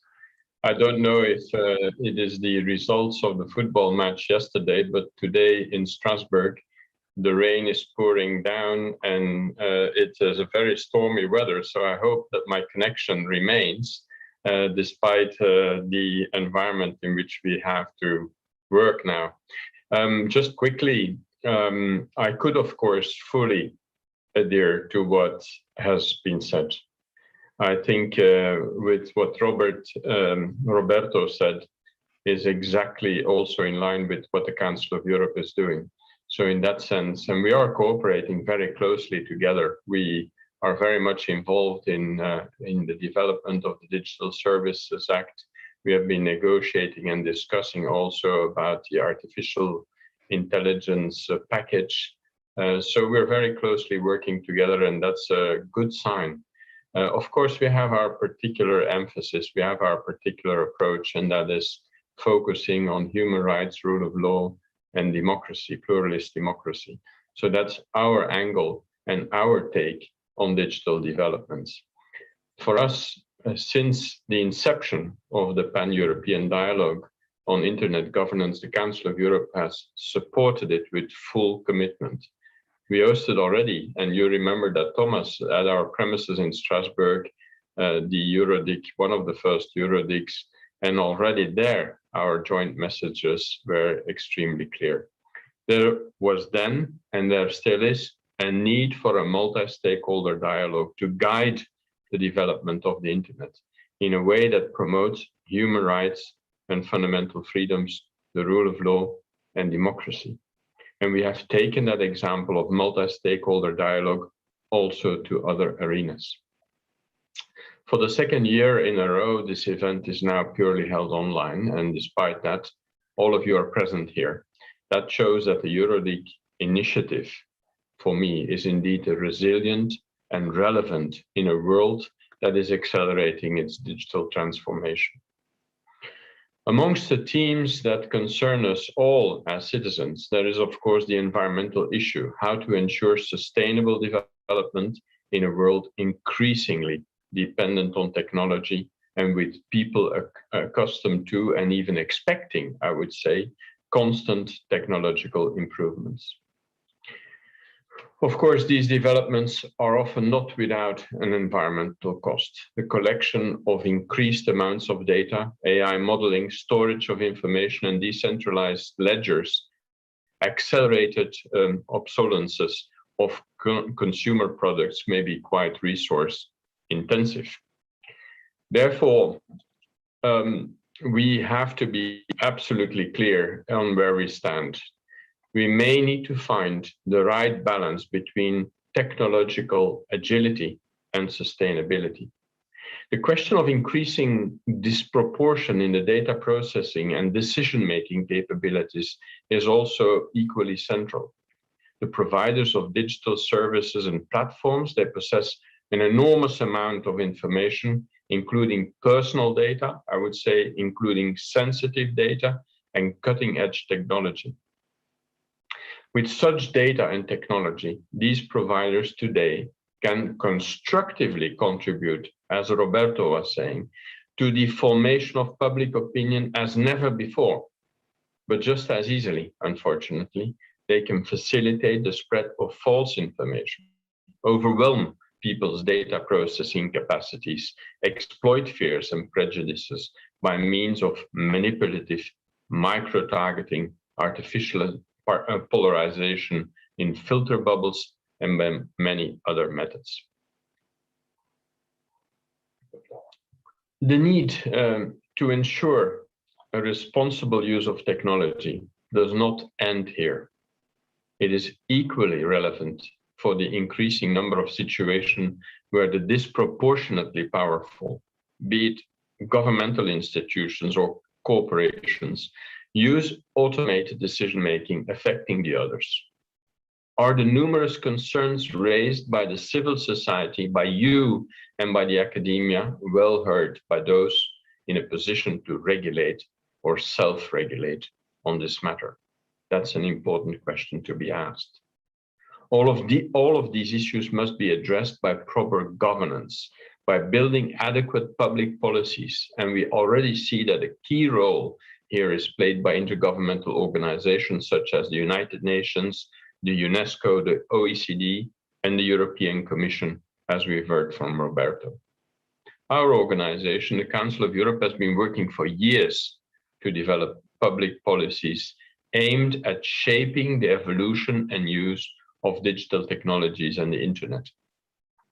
So, to that end, we have been there at the outset, employing a multi-stakeholder approach and contributing in various ways, in particular through the declaration by the Committee of Ministers already 10 years ago on Internet governance principles. Since then, our in-depth work is focused on the development of Internet governance standards and their effective implementation. These standards are in accordance with the case law of the European Court of Human Rights, of course. The court stresses that member states have an obligation to secure the right and freedoms enshrined in the convention to everyone within their jurisdiction, whether that be offline and online. It is always useful to recall that the rule of law is a prerequisite for the effective exercise of human rights and for a pluralistic and participatory democracy. Having just seen the results of election results here in France with a very poor level of participation, this becomes, of course, all the more important. So what are now the last achievements of the Council of Europe in the field of internet governance? We understand from our side that social media service providers and other internet intermediaries nowadays have a profound influence on the public discourse and the formation of public opinion. And with great power comes also great responsibility. We therefore promote the rule of law approach to the governance of these intermediaries, with self-regulations as an important complementary form of governance. Already in 2018, the Committee of Ministers of the Council of Europe adopted a recommendation on the role and the responsibilities of internet intermediaries, which acknowledges their curational and editorial roles and call on states to assign to them corresponding responsibilities. More recently, our MSIDIG committee on experts on freedom of expression and digital technologies have adopted a guidance note on the best practices towards effective legal and procedural frameworks for self-regulatory and co-regulatory mechanisms of content moderation. Content moderation, dear friends, is of course a necessary tool to curb the propagation of harmful content. This tool, at the same time, poses a number of risks for a range of human rights, including the freedom of thought, the freedom of expression, the freedom of assembly, and others. So the guidance note provides for us a clear mapping and concrete guidelines for our member states on developing the approaches to content moderation that are both human rights compatible and achieve their public policy objectives. 2 weeks ago, we had our Cypriot ministerial conference in charge of Media and Information Society. It adopted several resolutions, including the resolution on freedom of expression and digital technologies. The final declaration of the conference also recalls that further guidance must be developed with respect to those internet intermediaries. The declaration notes that such guidance should enable the protection and the empowerment, namely of children, elderly persons, seniors, and other vulnerable groups. They should be provided with the knowledge, skills, and awareness necessary for their safe access to the digital environment. They should further be enabled to exercise their rights in this environment at all times. May I make a suggestion for the EuroDIG, because I know that yesterday you already had the Youth DIG, and I have been a very big promoter of the youth involvement in the EuroDIG. But increasingly, our senior citizens probably also need better media literacy and internet governance literacy in order to be able to participate in today's society. And maybe we can have a senior DIG in one of the future editions. The Council of Europe, of course, will continue to employ the coordinated, multi-stakeholder approach to the development of standards for internet governance and beyond. Roberto mentioned artificial intelligence, and the Council of Europe's ad hoc committee on artificial intelligence is currently considering the feasibility of an international regulation for the development of artificial intelligence, which is compatible with human rights, democracy, and the rule of law. And in July, in a couple of weeks, or already next week, the committee will publish the first conclusions of its global consultation with inputs from more than 200 participants, whether that be individuals or institutions. So the Council benefits also from the partnership with the digital industry and business associations. This partnership already comprises 25 members, and thanks to them, we have received valuable input, both from large industry and small and medium-sized companies. We are now exploring how to further develop this cooperation. So what's going to be our contribution to EuroDIG 2021? We are also proud of our partnership with not only with the EuroDIG, but also with the IGF. The partnership has proven to be very effective at promoting core values of the Council of Europe. And we're going to be closely involved in the establishment of the multi-stakeholder high-level body, where we aim to play a very active role. During this EuroDIG focus session, we wanted to shed some light on the impact of the use of artificial intelligence. To this end, we have prepared 2 workshops. Our first workshop will deal with the consequences of AI for data protection and will take place very soon after this input. The workshop will give an overview of the challenges of the industry and governments are facing today in relation to AI and data protection, and we will provide insights into some of the possible solutions. The focus will be on ongoing regulatory developments in the field of AI and data protection and how the industry could use AI in a privacy-friendly way. Our second workshop will be related to bias in automated decision-making systems. The workshop participants, among which are renowned experts in machine learning, law, and AI policy, will discuss popular misconceptions about AI bias and will distinguish legitimate concerns from unreasonable fears. They will also discuss the different approaches to defining and understanding bias, how it appears in human and automated decision-making, and when it requires regulatory intervention. The Council of Europe's vision of digital transformation goes beyond the next 10 years, I would say. Speaking of our future work beyond this event, the Council of Europe will continue to engage in the elaboration of relevant legal standards guiding the development and application of AI and other societally important digital technologies. We understand that digital transformation has a broad impact on human rights, rule of law, democracy, including the right to privacy, freedom of expression, both online and offline, and the fight against unlawful discrimination, including hate speech. So in this regards, ladies and gentlemen, dear friends, we especially focus our efforts on helping all of our citizens, be they young or old, to understand the challenges of the digital transformation and be equipped to deal with them in an effective manner. To this end, we are especially enthusiastic about the role of EuroDIG, which we will continue to support. From year to year, we see an increase in the richness of the debates here. We will due care given by the organizers to ensure the diversity of topics and the quality of the contribution. I therefore reiterate that the Council of Europe's strong commitment to ensuring that this unique platform for dialogue is further strengthened in the years to come, and that it's complemented also with other regional platforms and national platforms in which these important discussions can take place.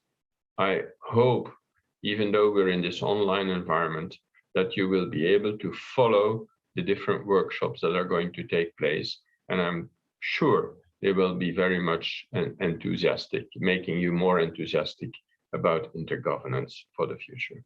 Thank you very much. Thank you very much, Patrick. In particular, just to hook on the words, your last words, I would like to thank both your institutions, the European Commission and the Council of Europe, for their long-standing commitment to support an open and interactive multi-stakeholder dialogue through fora like this, like the EuroDIG. And your support was even more important over the last 15 months, which was a difficult period, not just for Sandra and the Secretariat team behind her, but for the whole community to somehow cope with the situation. So your strong commitment of the Commission, of the Council of Europe, is fundamental. And let me also thank both the Commission and you on our joint work, and I say this as a representative of the Swiss government, in trying to make the global IGF more political, more meaningful, having more effect, because this is also fundamental, not just to focus on Europe, but to not leave the rest aside. So thanks a lot to both of you. Hope to see you again physically soon as well. And let me hand over to Sandra. Thank you.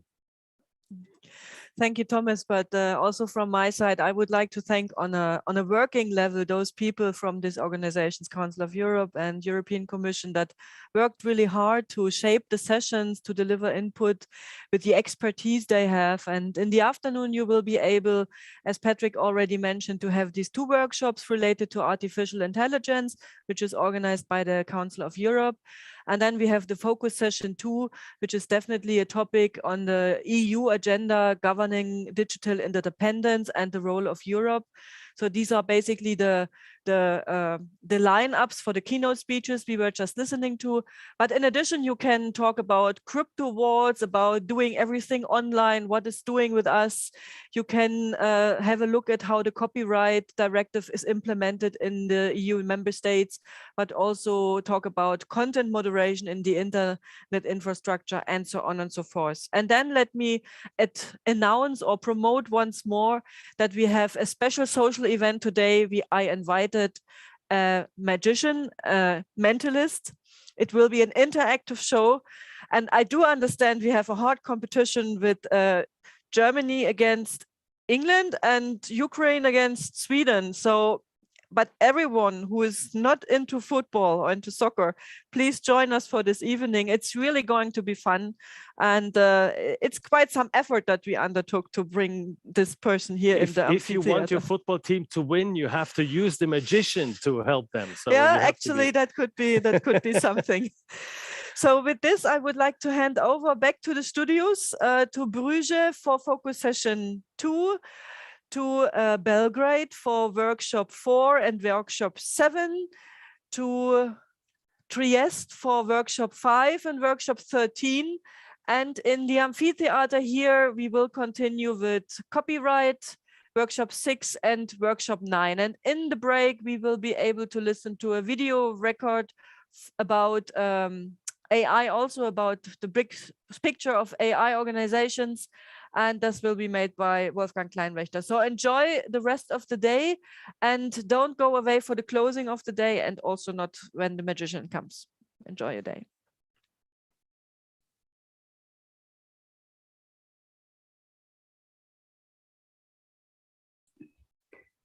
All right. Hello. Welcome, everyone. I will just briefly share my screen. My name is Elisabeth Schauermann. I have the distinct pleasure of hosting this room.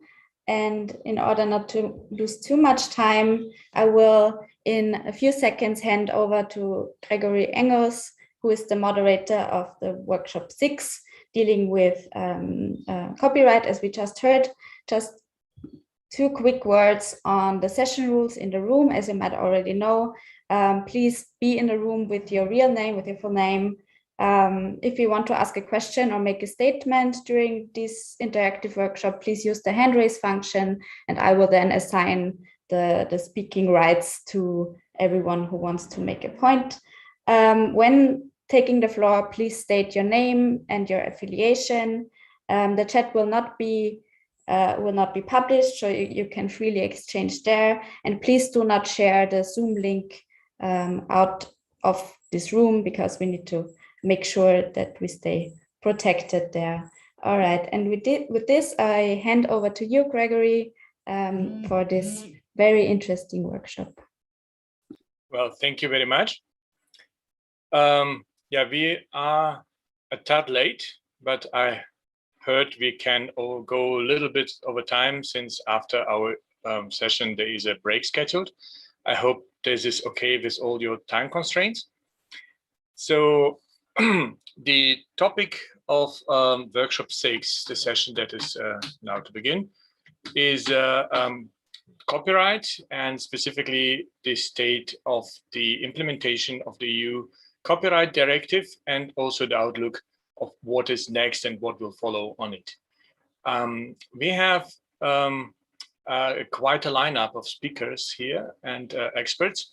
I'd like to begin with Paul Keller, who is following the implementation of the EU copyright directive from the activist perspective since the beginning, and actually also maintains a website that's like Eurovision, that give points for implementation of the copyright directive in different countries, pertaining to different aspects of how transparent it is, how well is it been adopted to input from stakeholders, and so on. Then we have Patrick Breyer, a member of European Parliament. Hello, Patrick. Who is with the Pirate Party from Germany, same as myself. I introduced myself. I forgot to introduce myself in the beginning, so I will introduce myself in a minute.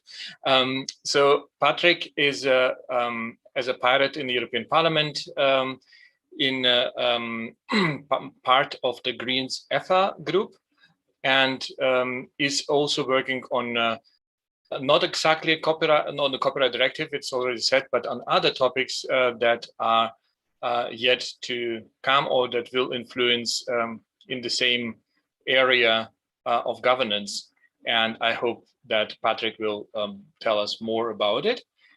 Then we have Justin Jütte, who is a researcher on copyright and also explores what the consequences of the implementations is to everybody, I guess, but more that. And I'm very glad also that we have Anja Helset with us, who is with Facebook and is as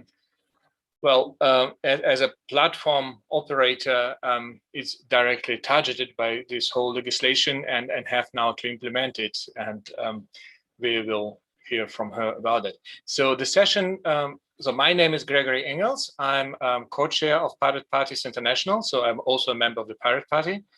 I live in Germany, and it was an issue for me to suggest that EuroDIG looks into what is the outlook after the EU copyright directive had been passed and is now being ratified by the member states. So I ended up being asked to be the focal point for this session. So this is why I'm organizing it. So in case you're asking. So the session will consist in the beginning, we have a brief presentations from the speakers, and then we go into discussion. And we also have a very important participant here. It's Natasha Peruccia from the Geneva Internet platform, who will be taking key messages as a takeaway from that session and will present, or in the end of the session, we will need 5 minutes at the end, so we can agree on a rough consensus, and those messages will be submitted to the main conference and then finally to the IGF. So whatever we discuss here today we have a chance to make an impact in influencing others. So, so without further ado, I would like to hand over to Paul Keller to give his initial presentation. Paul, are you ready? I'm ready. Great. Hello, everybody. Can you hear me?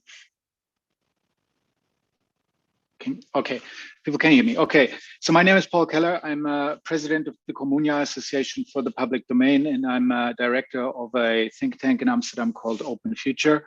As Communia, we've been working on the copyright reform package for its entire duration, so since about 2014. We've done preparatory work. We've tried to influence what would come into the proposal for the directive, and then have worked on the directive throughout the entire legislative process. And after the directive was adopted in 2019, we've also started a implementation tracking project, which means that we've worked with partners, local partners in almost all of the EU member states tried to help them understand the provisions of the directive, tried them to help them with going to their respective government agencies who are tasked with implementing this into national law, and trying to helping them with providing impact to make sure that the directive gets implemented in what we would call a user rights preserving way. As most of the people here in this call, I assume, will know, the directive had an implementation deadline, as all EU directives have, which is the deadline by which the EU member states would have needed to implement the provisions of the directive into their national laws. Now, why do I say would? Because it's pretty common that member states, not all member states, manage to do this by the deadline. This is not an unusual thing. I think we also went through a pretty unusual time where lots of government attention was focused to other things. So it's not a big surprise that by now only a minority of the EU member states have actually fully implemented the directive. And as Gregory mentioned in the introduction, and I'll try if I can share my screen and show this a little bit, we've actually made an implementation tracking website, which you should be able to see now, which tracks the implementation progress of the directive in the 27 EU member states. And as of today, to our knowledge, there's only 4 member states which have fully implemented the provisions of the directive into their law. That is in the order of how they have implemented: the Netherlands, then Hungary, then Germany, and very recently, we learned about this today, but this apparently happened on the 18th of June, so almost 2 weeks ago, Malta. There's 2 other member states who have implemented parts of the directive, and these are Denmark and France. Both of them have only implemented those parts of the directive which protect the right or strengthen the right of authors and rights holders. But so the controversial articles 15 and 17, they have not implemented the provisions that contain exceptions and limitations, for example, for education, for the use by cultural heritage institutions, etc. And so what we see is at the moment a very incomplete picture of implementation. We have, for this website, tried to rank these implementations based on the issues in the directive that have been important to us. And I encourage all of you to go to this website and check out some of the countries. Generally, what has been important to us has been, on the one hand, transparency of the process. So have member states actually given the interested public and other stakeholders the ability to express their concerns and maybe also submit suggestions as part of the national implementation processes. And the other thing that has featured very highly is, of course, the discussion around the controversial Article 17, which implements these upload filters. And there we've looked at how far member states have focused on implementing user rights safeguards. And those countries which you see here, which score highly, for example, Germany, are countries who have implemented the directive in a user rights preserving way. Most of the other countries, look at France or Italy, which hasn't implemented yet, but also the Netherlands, have done relatively little to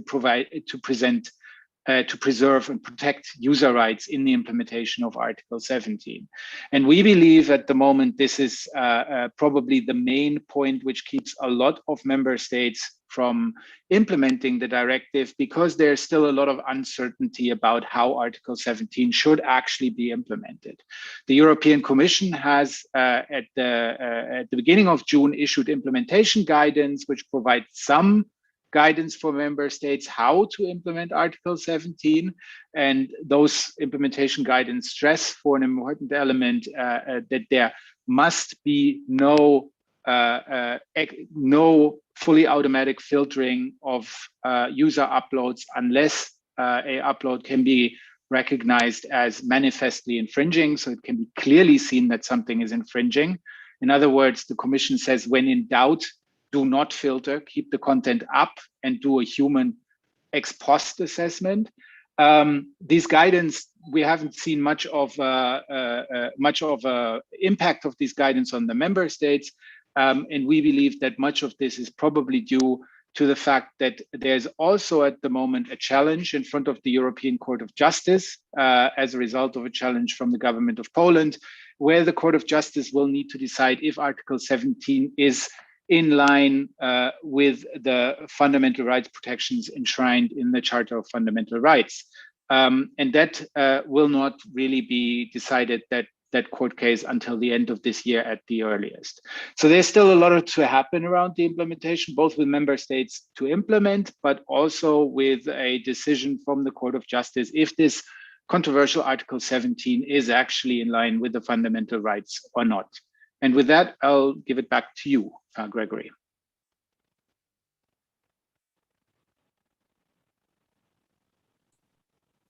I need to find my mouse to unmute. Well, thank you very much. Then Patrick, if you're ready, great then. Thank you, Gregory, and thank you for inviting me. I'm happy to be participating in this EuroDIG event on the reform of copyright. And allow me to say some words about myself. I'm a long-time digital freedom fighter, a civil liberties activist, and since 2019, a member of the European Parliament for the Pirate Party. There are in total 4 Pirate Party MEPs in the new European Parliament. So that certainly boosts the importance of digital rights in the European Parliament. Now, in 2019, shortly before the elections, the European Parliament adopted the controversial copyright reform, which includes mandatory upload filters. In spite of massive criticism from NGOs, from experts, more than 150,000 people in the streets protesting on the 23rd of March. And more than 5 million citizens that signed petitions against this. I would like to compliment everybody who was involved in defending fundamental rights back then and taking this to the streets, even though if in the end the European Parliament opposition to the directive was only a few votes short, thanks to those massive protests. The greatest protests that ever really took place for a free internet were in the end ignored by the European Parliament and most national governments. And by adopting this reform, a substantial part of our digital freedom of speech online has been sold out in exchange for hopes for increased profits for the content industry. This has created a precedent for an easily abusable, error-prone, and ineffective automated censorship infrastructure. And depending on how this directive is implemented, this will cause more or less damage to internet users and digital rights. Only together and with sufficient public and media attention can we manage to minimize the damage caused by this copyright reform. Now, when it comes to the details of the implementation, I'm most familiar with the situation in Germany that has implemented Article 17 in a specific legislation, and it's also the only country that has come up with mechanisms that attempt to protect rights while still having upload filters in place, which is really a contradiction in itself. By introducing the idea of presumably legitimate uses for which an automated filtering and blocking is not permitted. So this is a system that somehow alludes to the guidance that the European Commission has published, which says that automated blocking can only be applied in cases of manifestly infringing uploads.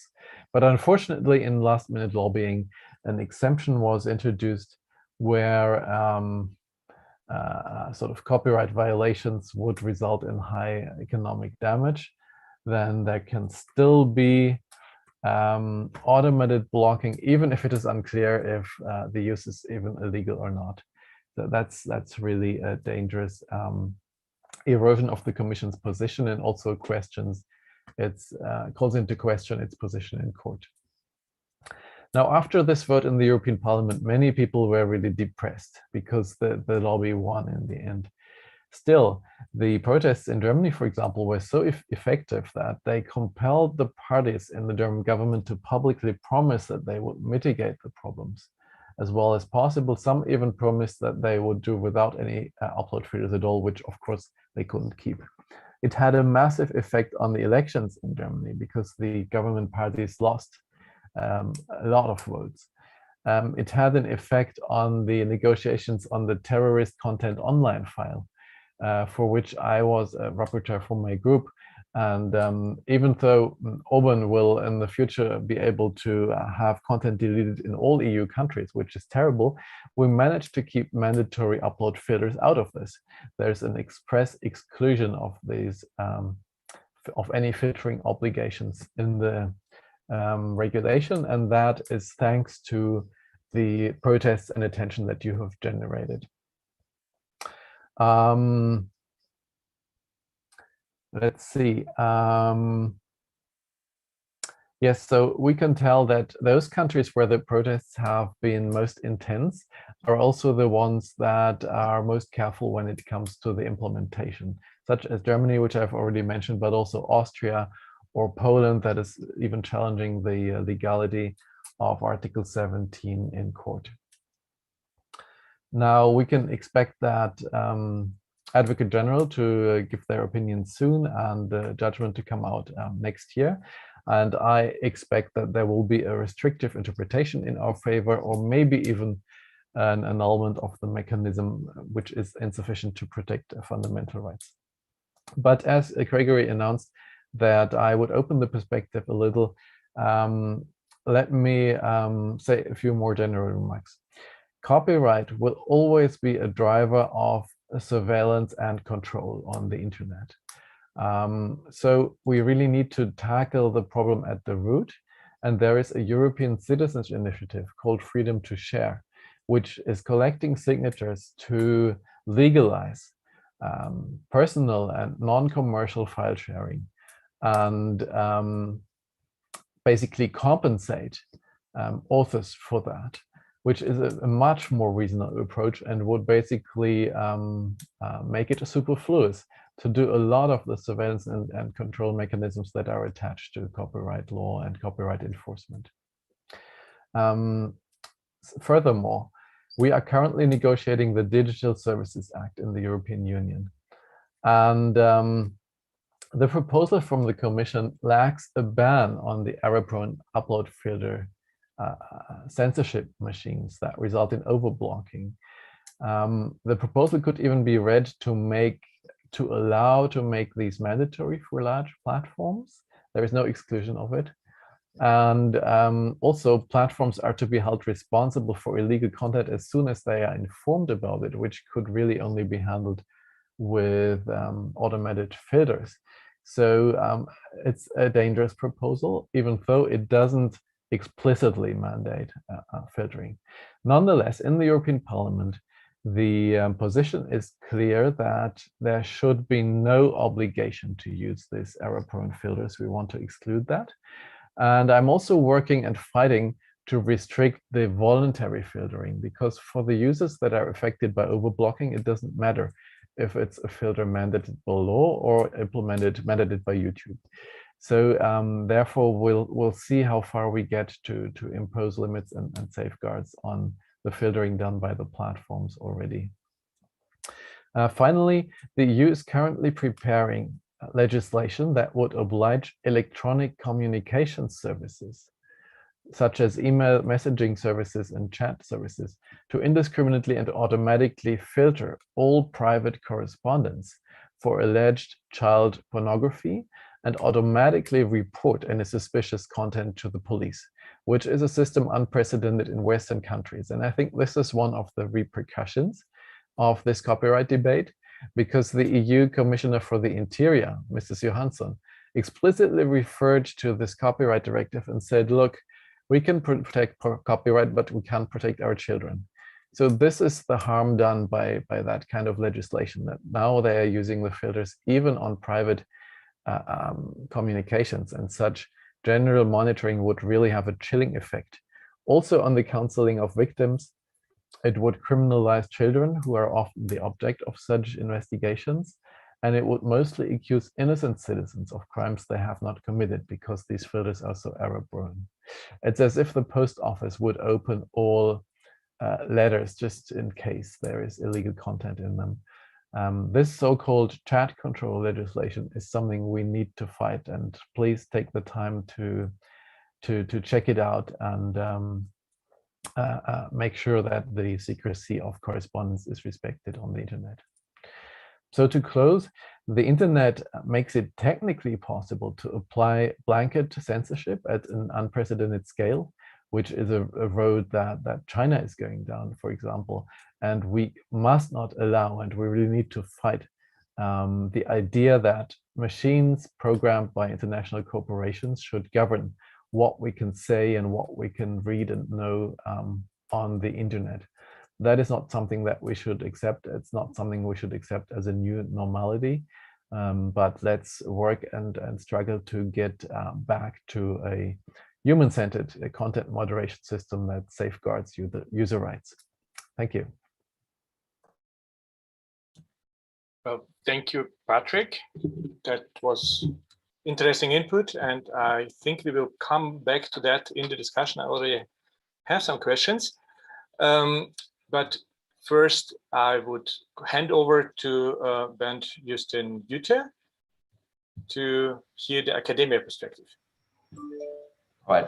Thank you very much, and of course, thanks for having me. I'll try to keep it a very, very brief, and I think I'll focus on 3 points, mainly in relation to the core of our discussion as it appears, Article 17, but I'll also try to go slightly beyond that, always within this microcosm of the CDSM directive. And I think Paul has already given us the main lines of discussion here.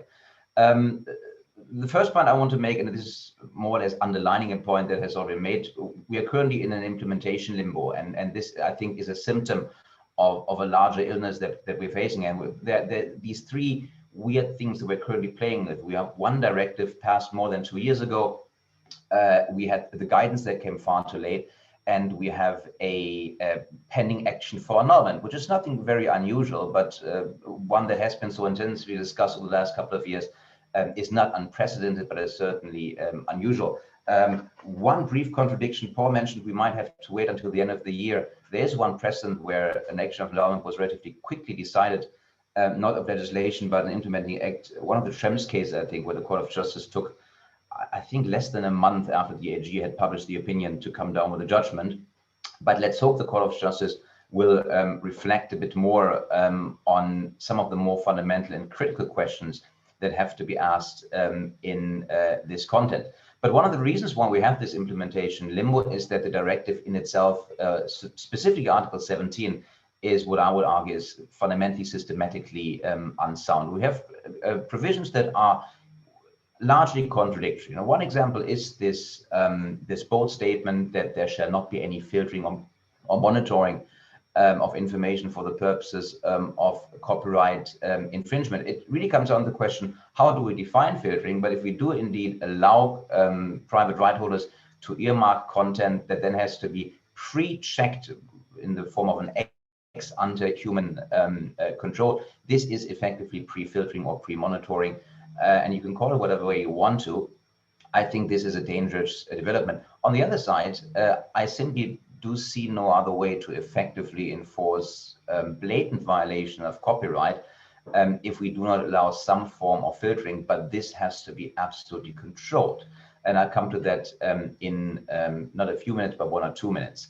But this demonstrates that there is an inherent contradiction in Article 17 that somehow has to be resolved, and I would argue it is probably not easily resolvable. We also can look slightly outside of Article 17 into Article 4 to 7, where we had a positive development in European copyright law to the effect that we suddenly have mandatory exceptions beyond that we find in Article 5.1 of the Information Society Directive. But again, the European legislator takes one step forward and then one step back. It doesn't really retract what it takes, but it provides member states the opportunity to, for example, if we talk about Article 5, to take advantage of a carve-out, to provide for an exception to an exception. Again, this systematically, to me, doesn't make much sense. We can also look into Article 17 17, paragraph 7, where the Court of Justice, where the European legislator says we have to enable online certain accepted limitations, notably quotation, parody, and pastiche, and so on and so forth. But then the guidance provides that these exceptions, now mandatory online, aren't necessarily mandatory in the offline world. And this is nothing that really or necessarily contributes to something that I would call, as a legal scholar, legal certainty. And finally, coming to the Polish contestation of Article 17 or certain parts thereof, but also in a sub-sentence or in a subclause, potentially the entire provision, there is a constitutional question. One constitutional question is this indeed compatible with fundamental rights? And for the reasons that I have very, very briefly explained, I personally don't think that Article 17 is in compliance with fundamental rights. You can argue about the question, is filtering, suppressing freedom of expression? Certainly it is, but it might be justified. But there are also larger issues. Is there a right to a fair trial ingrained in Article 17? Is the, I don't want to call it policing, but is the enforcement of copyright by private actors a potential ex ante monitoring and filtering or human control? Is this in line with the right to a fair trial as laid down in Article 47 of the EU Charter of Fundamental Rights? I would argue most probably not. Again, whether something else is possible remains open to discussion. And the other question, of course, is this in line with the right to freedom to conduct a business under the EU Charter? We are laying incredible burdens on private platform operators that will significantly force them to invest and to undertake efforts. And this is also something we have to take into consideration, in addition to the rights of right holders that we are trying to protect here. These are many interests that we have to balance, but the way Article 17 does that neither provides for legal certainty, and I think the platforms are significantly struggling with trying to get their heads wrapped around this weird provision. But the second question we can ask ourselves, which is also a constitutional question, does Article 17, looking at the difficulties that member states have to implement it, actually contribute to efficient harmonization, which is the aim and purpose of every single piece of legislation? I would argue certainly not. If we just look, and Paul has done that expertly in a number of blog posts on the Kluger Copyright blog, Finland has one model, Germany has one model, Hungary has one model, and there are other models to come, and this doesn't contribute to a level playing field for platforms or users or right holders anywhere in the European Union. I'm not as grim as to say that the Court of Justice will strike down Article 17. I hope it will provide proper guidelines and draw very, very red lines in the sand to say where can right holders go, where can platforms go, but also where can users go in or within the scope of Article 17. And that's it from my side.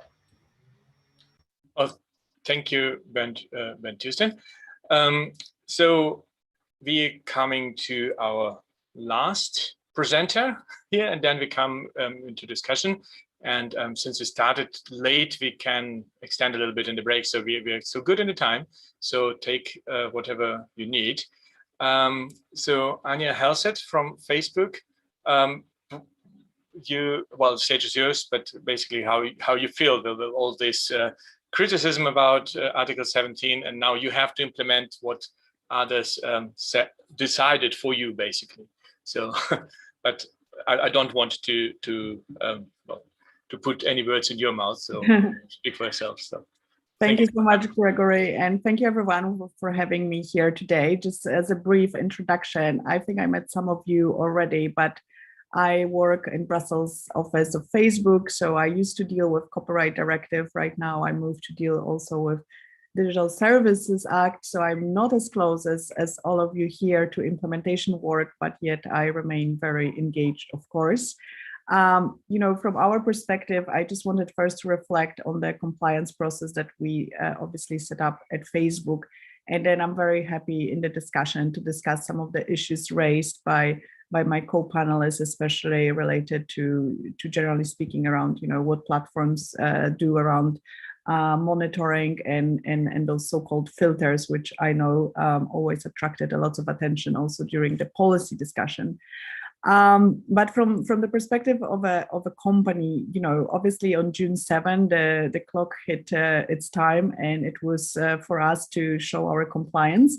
I know some countries, and it was helpfully shown on the graph here, are not yet there, but the company always needs to be there just in case the regulators would like to check. I think that makes sense. We always engage with the copyright directive discussion from the premises that we take the IP protection rights on the platform very, very seriously. I know there were lots of points raised by the, as we like to used to call, the other side. I don't think that reflects it well. It's just part of Facebook community that we take their rights also very seriously, as we also prioritize rights of our users. And obviously there was a lot of discussion how that might impact the possibility of engaging in discussions, etc. Right now the law is here, as I said, so we need to kind of get going and show our compliance. We also wanted to factor in the discussion that we had with Right Holders Group, with the European Commission, that our platform is genuinely for engagement by people who really want to connect with friends and communities, rather than engage in the, as you call it, professional content. But we also know that this is used by news and creative industries, and that's how they find new audiences. That's how they support their own business model. We're very happy that it's useful, but it's just with the caveat that what's our priority as the company. In terms of practical arrangements for copyright directive compliance, we are making some changes, or we already started making some changes to make sure that content owner has even more control over the content and how it is displayed, in fact. So for instance, we will no longer display full length previews that we currently were doing, unless the publisher allows for it. And then other people will only see the hyperlink and very short extract. Of course, for every post, the publisher will have the opportunity to indicate the display they prefer. They can do it through the business manager notification. That is some kind of platform for them to manage their content on the platform. In addition to that, and I think it's less related to compliance work, but just our work that we undertake with the news industry more broadly in the space of, also the ongoing work streams we have on how to tackle misinformation, how to handle disinformation, how to make sure that we are basically contributing to the healthy news ecosystem. We have been making very significant investment towards news industry, and basically will continue to do so since 2018. This is amounting to $600 million, and we plan to invest further $1 billion over next 3 years of the compliance processes.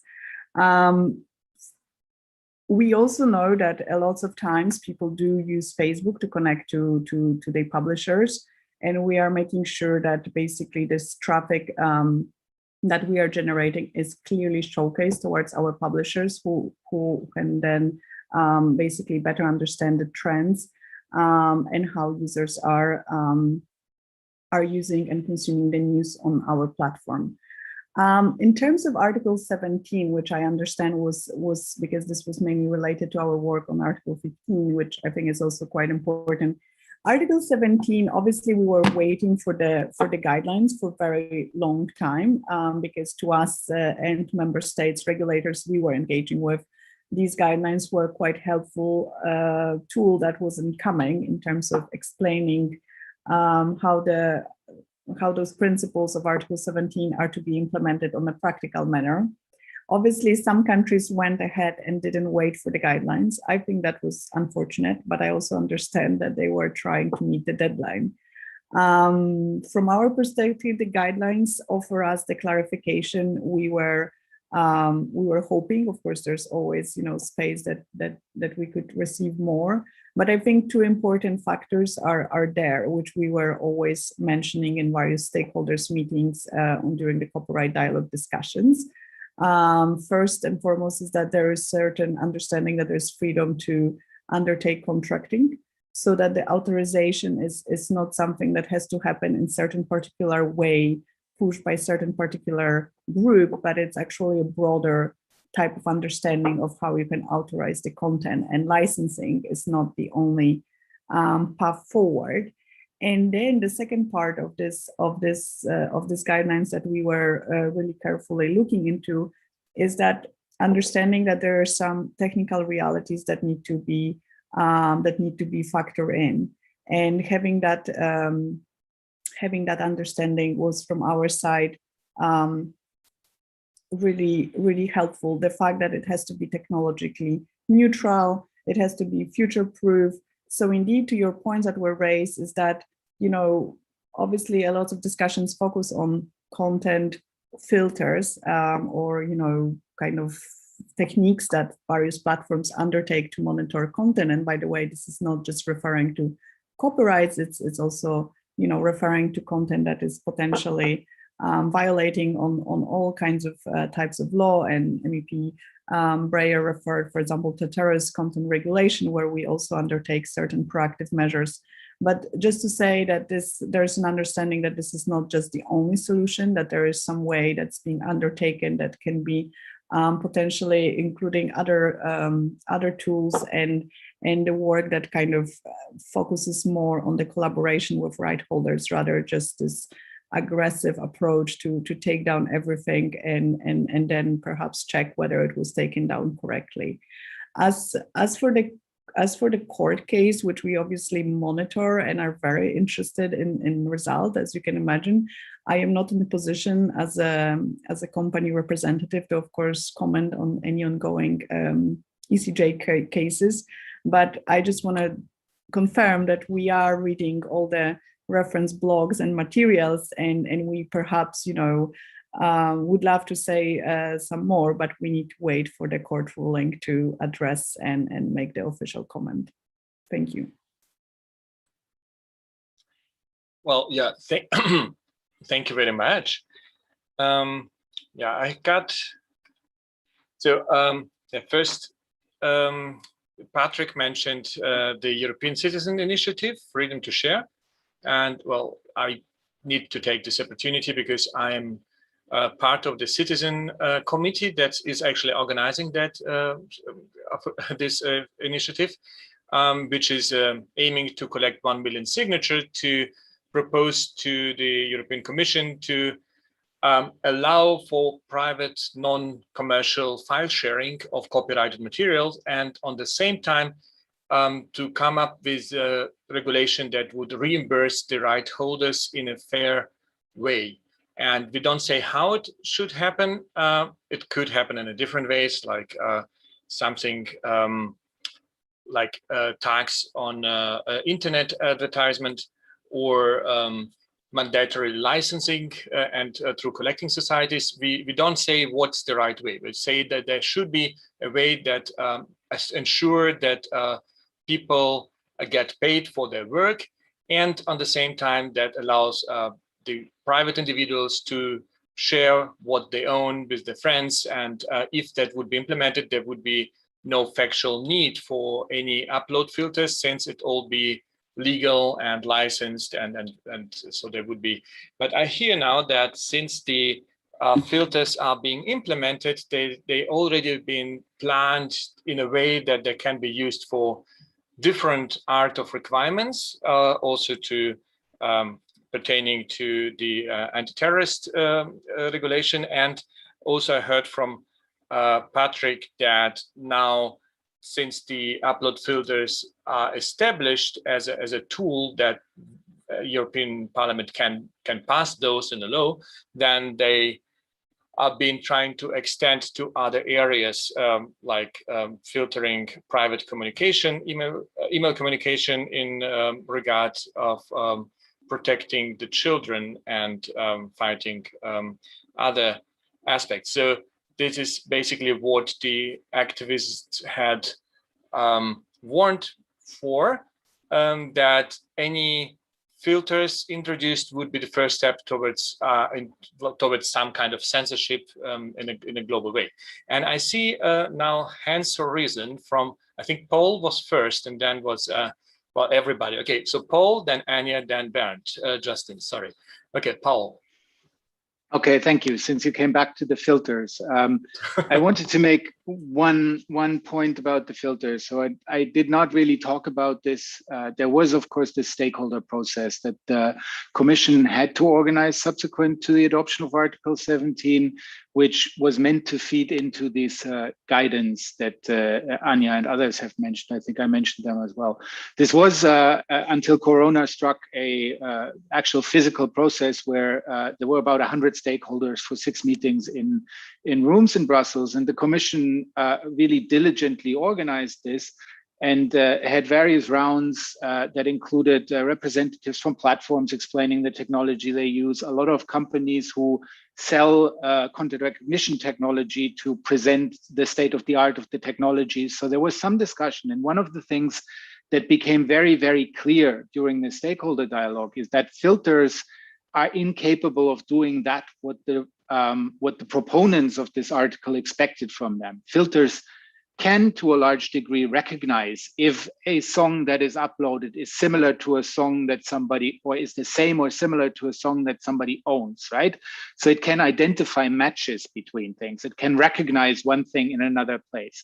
What filters cannot do, and what like all of the technology providers have said, from YouTube to Facebook to the companies who sell this as a service, said, these tools are not designed to understand the context in which a use is being made.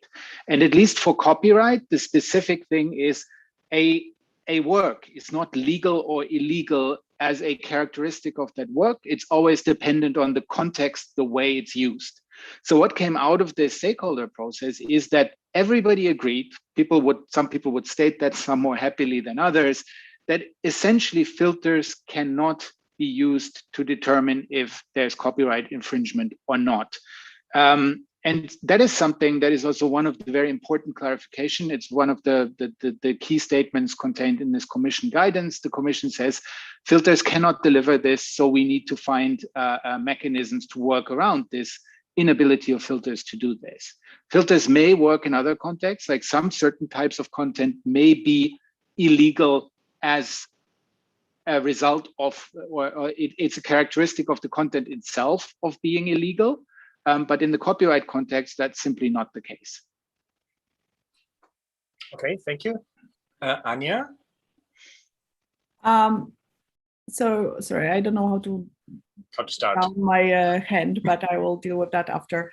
No No, I absolutely agree here with Paul. And what I wanted to clarify is that indeed the discussion, which was very, at some point during the copyright discussion, very, I would say, heated.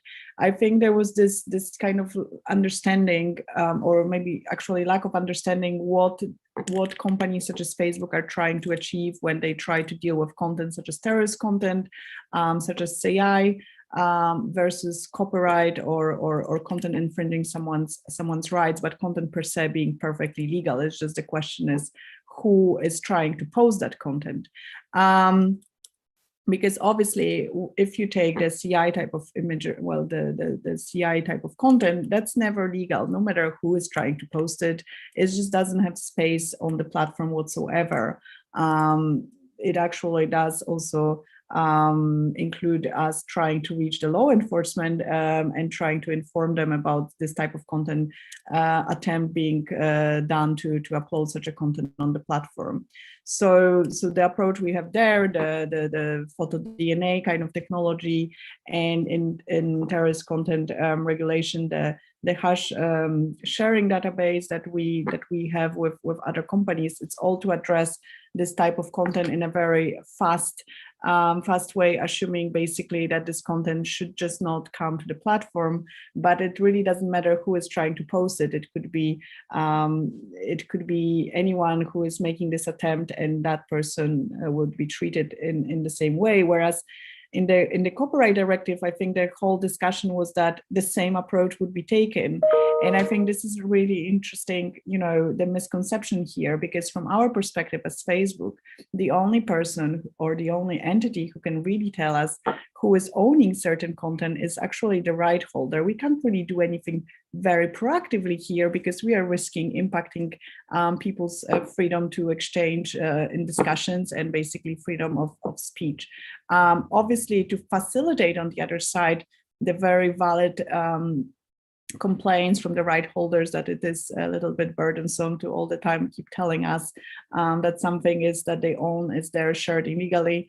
We did set up this tool called Rights Manager, but it is not really a filter in a sense that it kind of hits every type of content, takes it down, and there's no kind of recognition that there's some false positives and that we don't need to address that. This is obviously based on a discussion with the right holder, explanation from their side what kind of content they own, on which basis they own. By the way, then that leads to interesting discussion the right holders often have with each other, because oftentimes it turned out that they thought they have actually ownership of the content, and then it was turning out that they don't, or they share it with some other groups.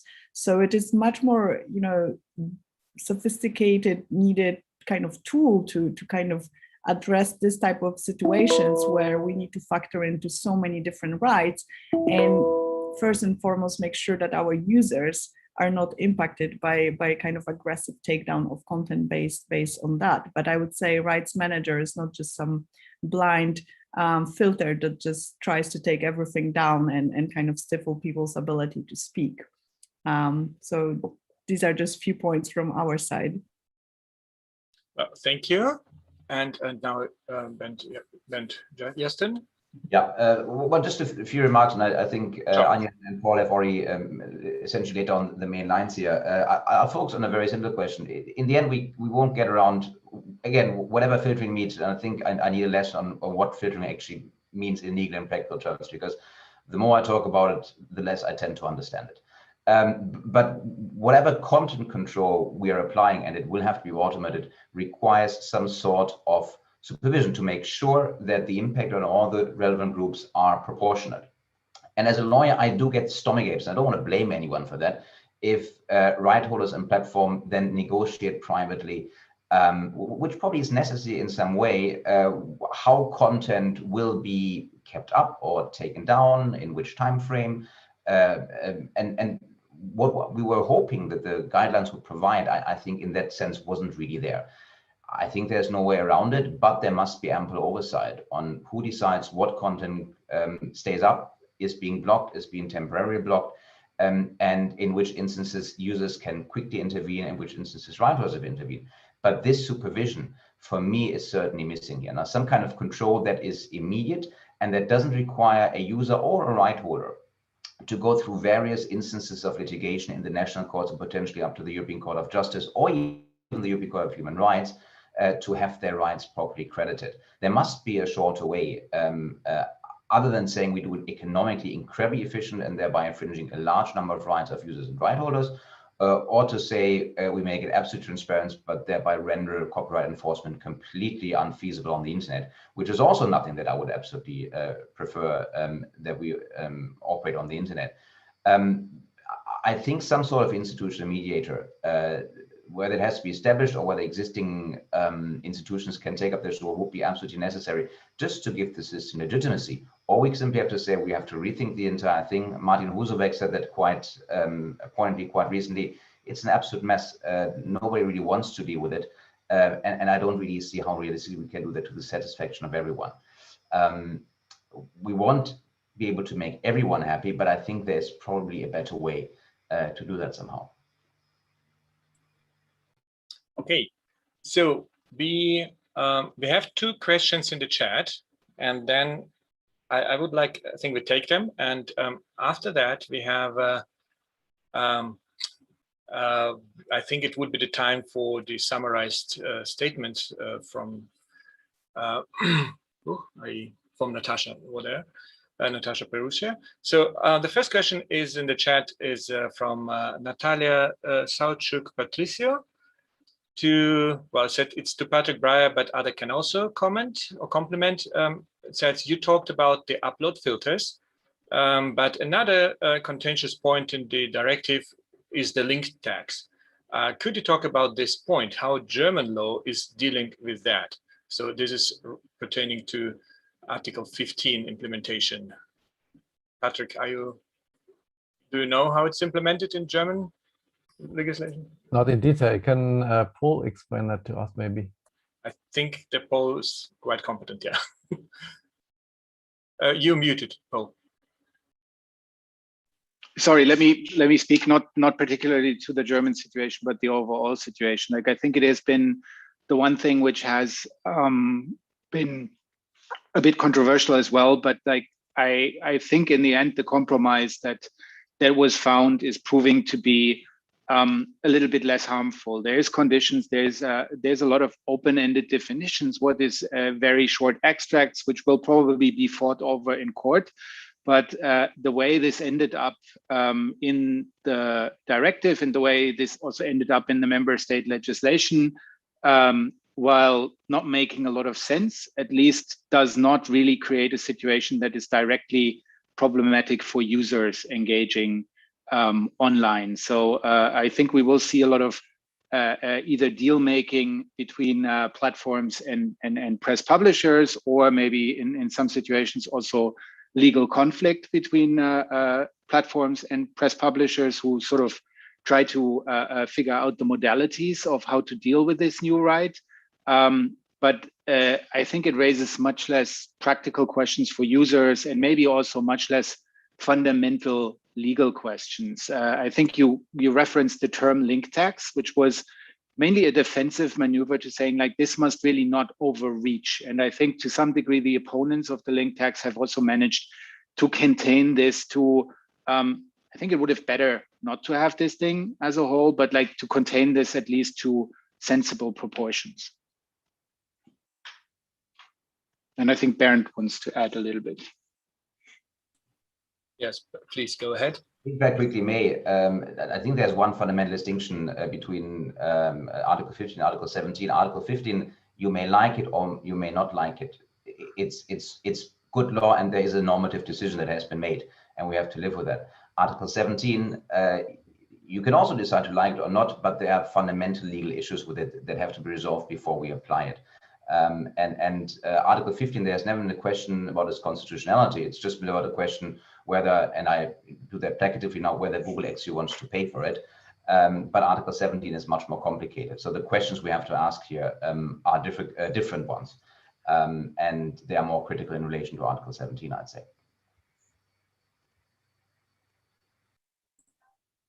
Okay, so, okay, Patrick. Maybe I can add to this, because this ancillary right or link tax has also been a matter of great controversy in Australia, where this has resulted in a clash, really. The problem with this link tax is not only that the creators won't see any of the money that this is supposed to generate, but the problem to society is that it disincentivizes links, or at least previews, as Anya has explained for Facebook. So we are already struggling with the problem of disinformation and fake news, and the bubbles the algorithms that will advance sensationalist and oftentimes problematic content. And if we now reduce the visibility of quality content and information, that is really counterproductive to the objectives that we try to achieve. So this is not the way to help publishers. What would help them much more, for example, is to create a level playing field when it comes to advertising. Because here we have the practice of surveillance capitalism, where advertising is based on the surveillance of users. And if we made sure that digital advertising is just as contextual as advertising in newspapers, on television, etc. is, and does not rely on personal information, a very far-reaching, intimate information oftentimes, then that would help the publishers a lot more than a mechanism that will basically not solve their economic problems.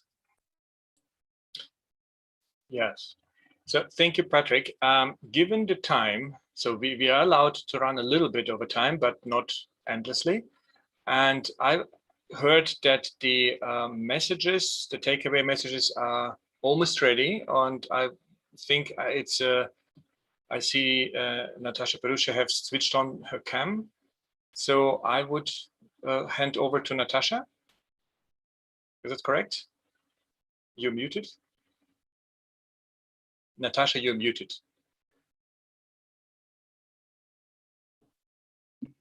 Thank you. Okay, thank you. I wasn't able to unmute myself. Thank you for the floor, Gregory. My name is Natasha Perucica, and I'm a Geneva Internet Platform rapporteur.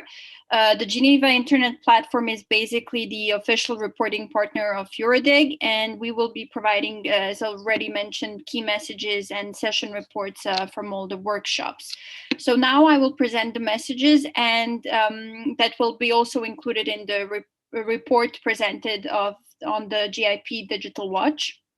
And I would just like to remind you that they will also be available for additional comments, and the EuroDIG will provide more detail on that. So my first message from this session is that copyright can contribute to negative trends such as surveillance and control on the internet.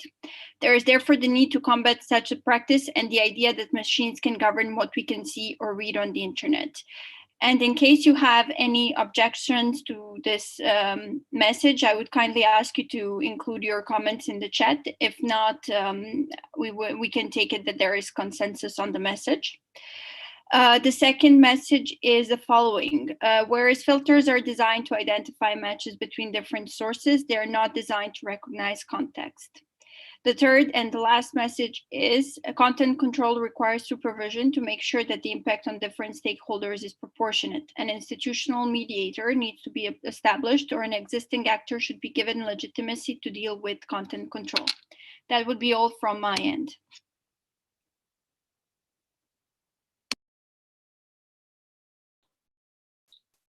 Okay, so I look to my presenters and give you the opportunity to well, you heard them just been read.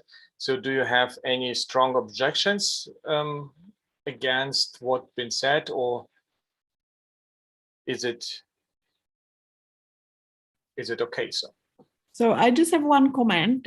I do think these messages probably reflect everything that everyone said in this panel. So I'm not just trying to say what I agree, disagree with. But did we really come to a conclusion on the mediator for the last point? I'm not sure if I'm there, but otherwise, if the rest of the group did, then I'm happy to sign into that as well.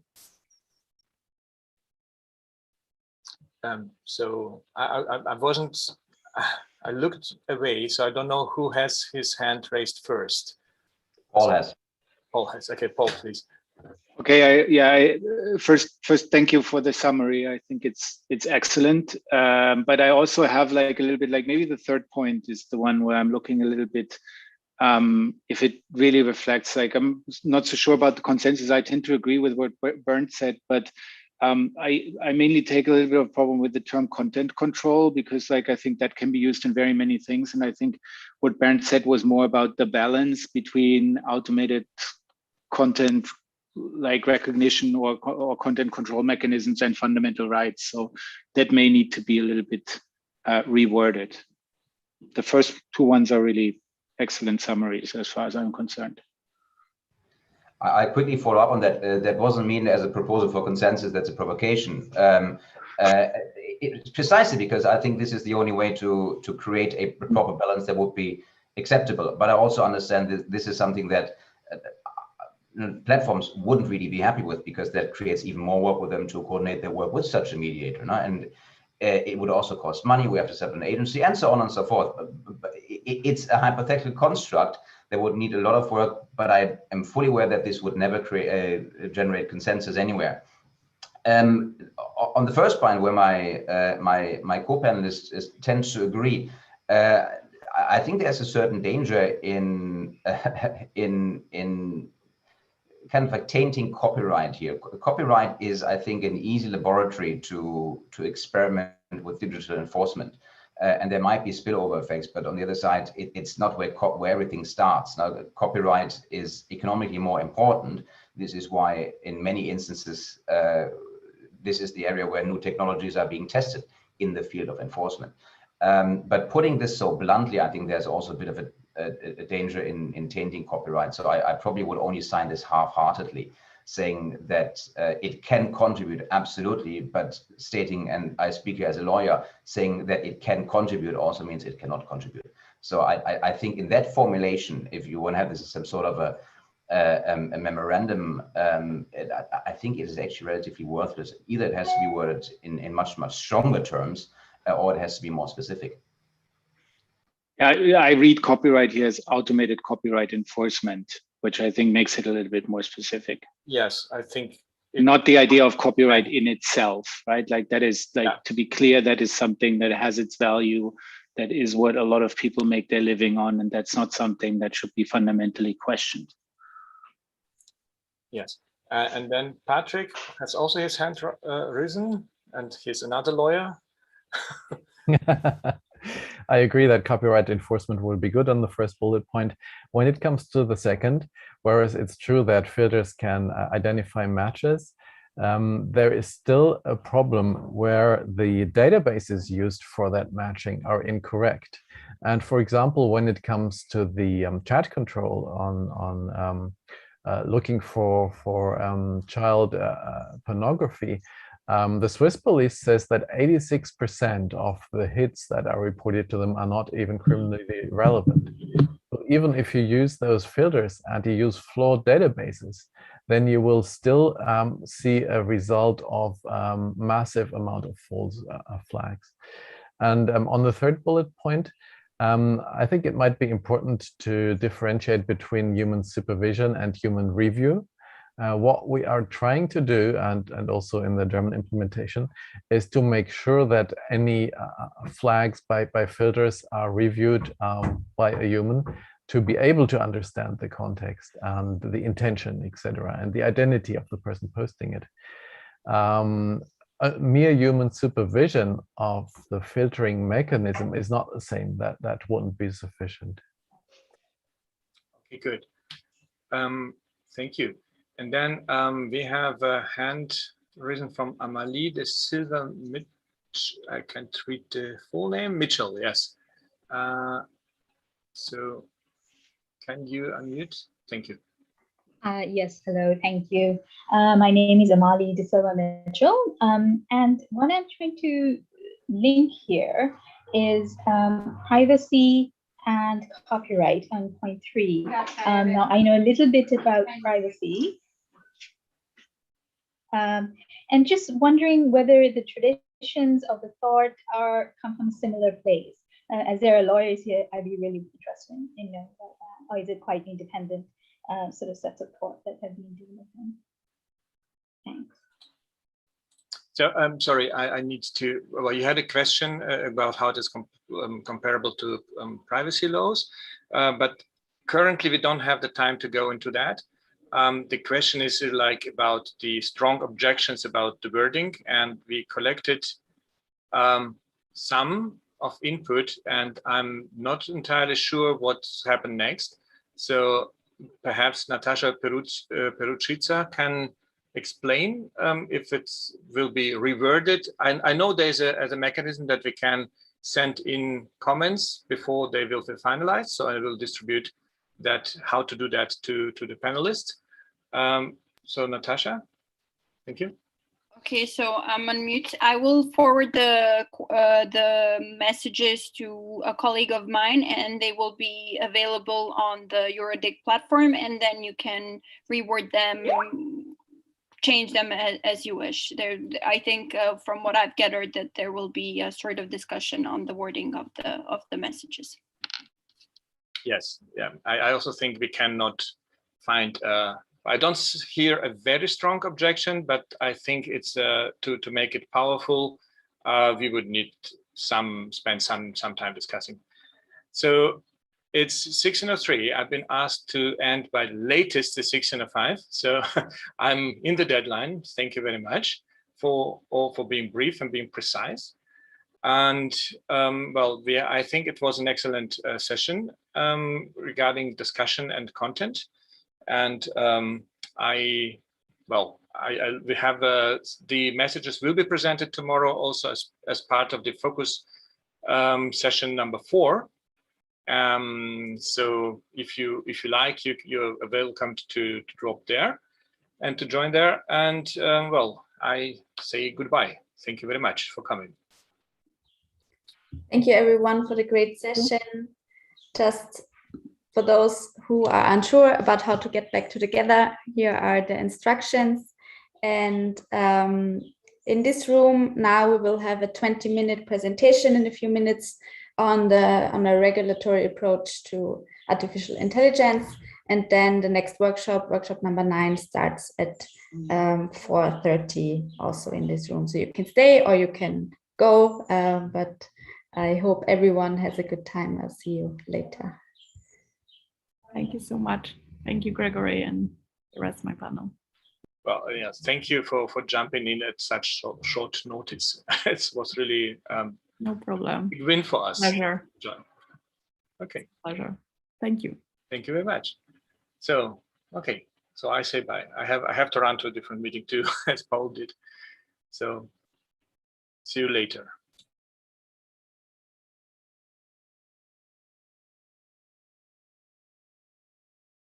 See you later.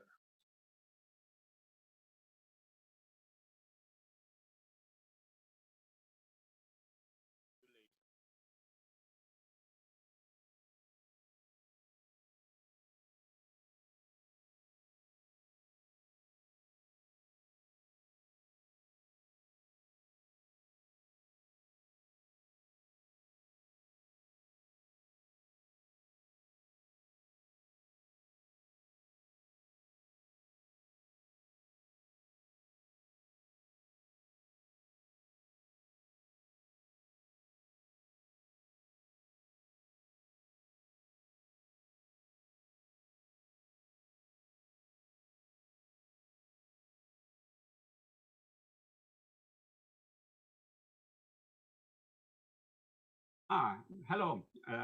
I'm very happy to have the opportunity to address the EuroDIG community.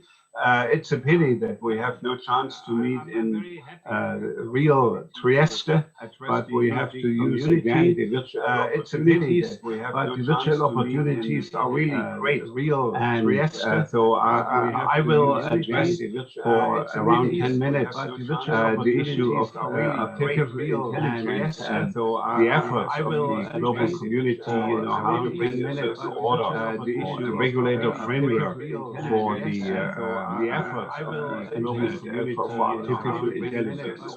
And so I wish you a happy conference. And so coming to the AI, it's unavoidable that you go back to the history and to all the science fiction stories which has been written by authors like Mr. or films, where we have this Terminator, which they're more or less is the background, the historical background films, where we have artificial intelligence. So seriously, it started with Alan Turing's research on the theory of computation. He tried to develop certain functions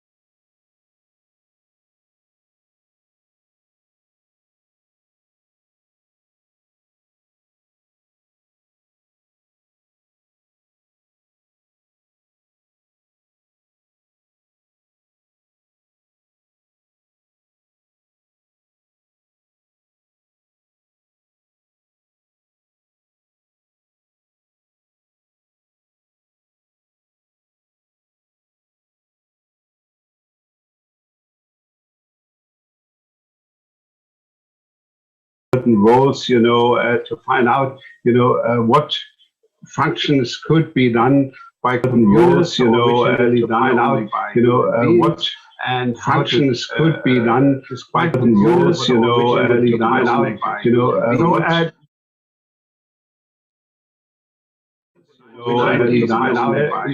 communities with the famous chess computer. Because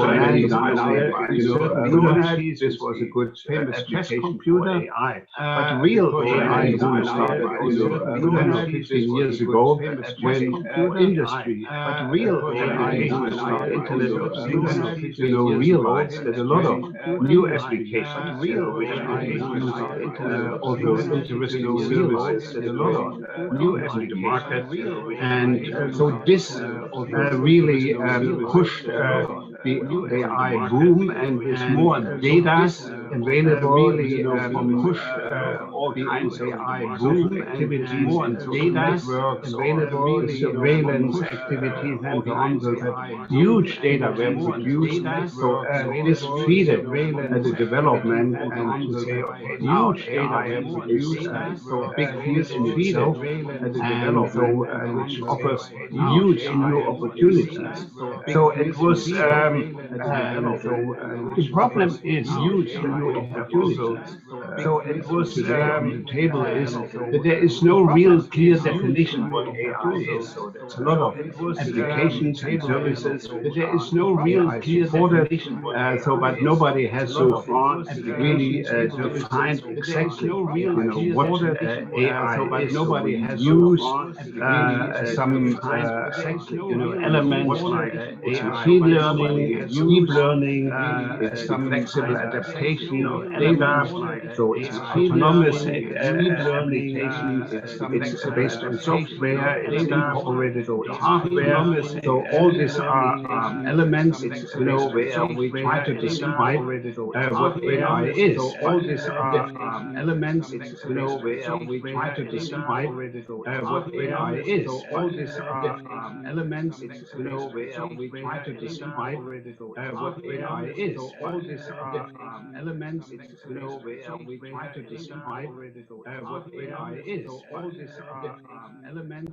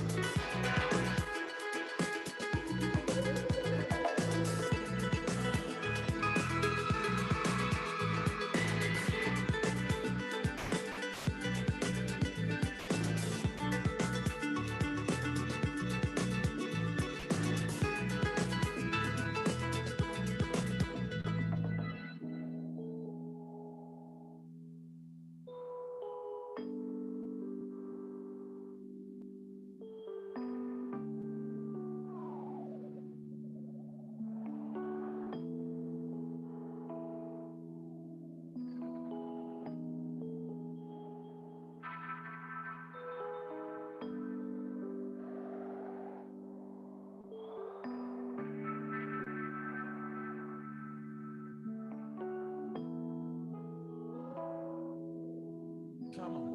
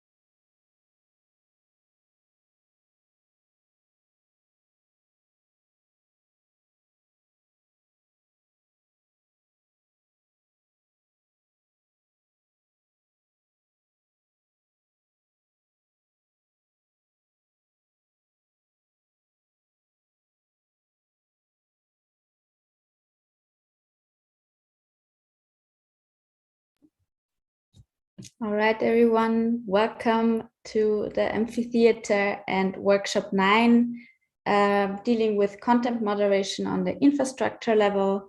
Before I hand over to your moderator and host, Sebastian Schwimmer, I will just remind you of the session rules. Please be in the room with your full name so that we can identify you. If you want to make a point or raise a question and you are not one of the assigned speakers, please raise your hand and the right to speak will be given to you. When you're unmuted and the floor is given to you, please state your name and your affiliation and switch on your camera as well if you can. The chat will not be stored or published, and please avoid sharing the Zoom link outside of this room because we for safety reasons, need people to enter through the official way. All right. And with that, I would give the floor to Sebastian and wish you all a lot of fun and a good discussion. Thank you very much for that kind introduction. Good afternoon, everyone. I hope you can hear me well, and a warm welcome to this workshop on content moderation on the internet infrastructure level and the question, where does censorship begin?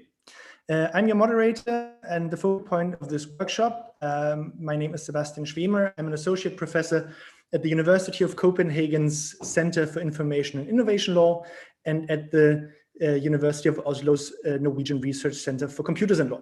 I should also disclose that I was involved in some of the preparatory works for the Digital Services Act. I'm author of one of the background studies to the DSA that deals with the question of non-hosting intermediaries. And today we have 6 fantastic key participants with us to discuss these, I think, very, very important questions. We also have you, the audience. So for the process, I will invite the 6 key participants to come with a short 3 to 4 minute intervention in the beginning. Please feel free to ask questions in the chat and I'll try to do my best to integrate you along the way. Good. So who do we have with us? We have with us, and I come with a better introduction in just a second, Dennis Barras from the European Commission, which I'm very happy that he's able to join us. We have Dr. Corinne Kath, a recent graduate from the Oxford Internet Institute, Petra Arts from Cloudflare, Polina Malaya from CENTER, the European CCTD Registries Organization, Corinne McSherry from EFF, and Fred Langford from Ofcom. And I think this is a fantastic panel to discuss these questions. And if we look at content moderation at the infrastructure level, first of all, I think we can ask the question, content moderation, is it really content moderation, or should we put quotation marks? What can happen at the content, at the infrastructure level? It can be wrought with a lot of problems. The European proposal for the Digital Services Act addresses providers of services that establish and facilitate the underlying logical architecture and the proper functioning of the internet, including technical auxiliary functions. And I think that is a very good starting point to discuss, well, where are we at? What is the current and future role of providers of internet infrastructure in content moderation? Again, maybe in quotation marks. We have 3 rough themes that I think will guide us through our conversation. And the first one relates to stock taking. So the question of what is the current picture of content moderation at non-content layers? And important, I think, both to ask the question, what do we know and what don't we know? We also should talk about the problems. What are the issues around moderation and non-content layers? And these can be of legal, technical, societal, political nature. And lastly, I think this is, I hope, where we can feed into the ongoing discussions in this workshop, the regulatory landscape. How is self-regulation looking, and how does the Digital Services Act in Europe propose to address these rules, this phenomenon, and is it sufficient? What is working, what is not, what is missing, etc. So without further ado, I would like to introduce, to give his first intervention, Dennis Byers. Dennis is a policy officer at the European Commission, and I think could be no one better for us to present the Commission's ideas and visions. Dennis has both been working on the DSA file, but also quite some years ago on the e-commerce directive. So Dennis, the floor is all yours. Thank you, Sebastian, for a very nice introduction. I hope you can all hear me, because I have the feeling that my system is showing me some problems with the connection. So I hope everything goes well. I will just briefly, touch upon essentially the Digital Services Act and where we are coming from, because as Sebastian was saying, we have an excellent line of speakers and panelists, which I personally also want to listen to. And then also, I'm sure that there may be many questions from the audience itself. So really looking forward to this discussion. I mean, just very briefly on the Digital Services Act, as already mentioned by Sebastian, this is part of the Digital Services package, which was adopted end of last year, and is essentially one of the flagship initiatives, following the digital agenda for Europe, which was adopted by the Commission in March 2020. What are the objectives of the Digital Services Act? Just very, in a nutshell, on one side, we want to modernize the rules which we have today, and Sebastian was already referring to my past work, which is essentially the framework of rules that we have, which is the e-commerce directive. And essentially, the idea is to make these rules, more effective in addressing illegal content and systemic risks in the online space. What we also aim to do, and it's very important in the context of today's discussion, is to clarify the rules on liability, at any layer, let's say, so infrastructure layer, but also, in the context of the hosting services. And the idea here is primarily to give, companies and market operators, but also users, a legal certainty in different aspects, including in relation to any voluntary action that they may take in a diligent and proportionate manner. And I mean, we can discuss this, at what layer this is essentially possible and relevant. And then also, what is also very important as one of the objectives of the Digital Services Act is to increase transparency of the content moderation decisions, ensure accountability, and facilitate better oversight, so that it's not only about the responsibilities, but also about accountability. What is important to say in the context of the relationship between the Digital Services Act and the e-commerce directive is that the proposal is essentially to be perceived as complementary to the e-commerce directive, which is currently valid framework and which will remain essentially the valid framework. But of course, what is very important to keep in mind is that because the Digital Services Act covers the providers of intermediary services, it also takes over, if that's the best possible term in this context, takes over the provisions which are the most interesting for today's discussions, so Section 4 of the e-commerce directive, which deals with the conditional liability exemption. DSA essentially builds on the liability exemptions of providers of intermediary services. So it replaces the respective parts of the e-commerce directive. Because we talk about the regulation, it's just a simply question of legal technique, where in the directive the provisions were addressed to member states, while in the regulation it's essentially provisions which are addressed to the providers of intermediary services. There is, to the extent we have been looking into these issues and trying to tackle the identified problems, it has been considered that, since the evaluation showed that the existing provisions are still very much valid and provide the cornerstone costs of the provision of these services in the EU as we know them today. We shouldn't be changing something that works, but we should adapt and modify where this is necessary.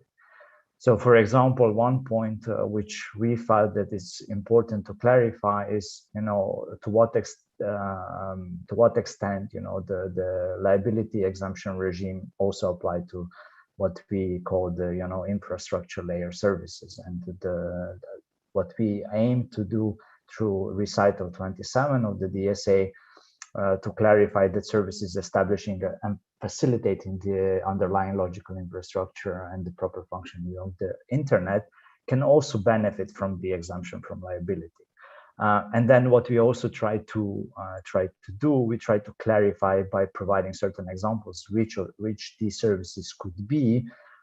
But of course, here it's very important to put a clarification and disclaimer, if that's the good word to use, that it will always very much depend on a case-by-case basis, whether a specific service either today or in the future, because maybe we still don't know how these services will look in the future, or whether there will be some new services, whether the existing or the new services fall within one of the three categories of the intermediary services. So the classical metaconduit, caching, and hosting, which I think you all very well know. I think also what is very important to keep in mind is that the DSA also proposes to maintain the prohibition of general monitoring obligation, but which is probably something which is a bit more relevant in the context of the hosting services, and maybe less in the context of the infrastructure layer services. And then what is also an important part and a novel part of the Digital Services Act is the part on the due diligence obligations, obligations which providers of intermediary services should comply with. And I think here it again is very important to stipulate that the Digital Services Act is based on the principle of asymmetric due diligence obligations, which means, depending on the size, nature, and the reach of the specific service, service providers will be subject to different type of obligations. So, for example, when we talk about, let's say, infrastructure layer services, the new obligations would essentially cover relatively limited set of obligations, assuming that none of these, for the moment, let's assume that none of these would be hosting services. So these would be very limited obligations, like having a point of contact or a legal representative if we talk about the service provider coming from the outside of the EU, and then having some standard terms and conditions, plus transparency about the content moderation policy. What is also important to keep in mind is that there is a specific exemption for micro and small enterprises, and the idea behind all this is to have a balanced and proportionate approach to the role of that intermediaries play in the daily provision of such services, and in particular, when we talk about non-hosting intermediaries in the present context.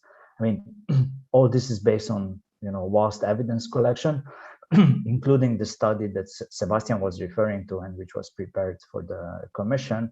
And for any follow-up reading, because we really don't have much time for this, I would really recommend reading Annex 9 of our impact assessment, which was accompanying the proposal, which deals with a lot of evidence-based and elements why the proposal looks the way it looks, in particular when it comes to infrastructure layer services. And maybe I would stop here just to give also others the opportunity, and really looking forward to our discussion.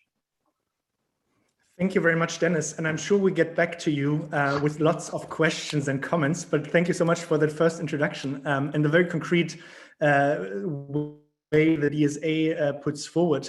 I want to invite up Dr. Corinne Kath, who is a digital anthropologist and studies the politics of internet infrastructure and governance, and also a recent graduate of the Oxford Internet Institute, to tell us, I think, a little more about the problem identification. So what are we looking at here? And maybe you want to tell us a little more about the problems that we see with this phenomena of looking at the infrastructure layer.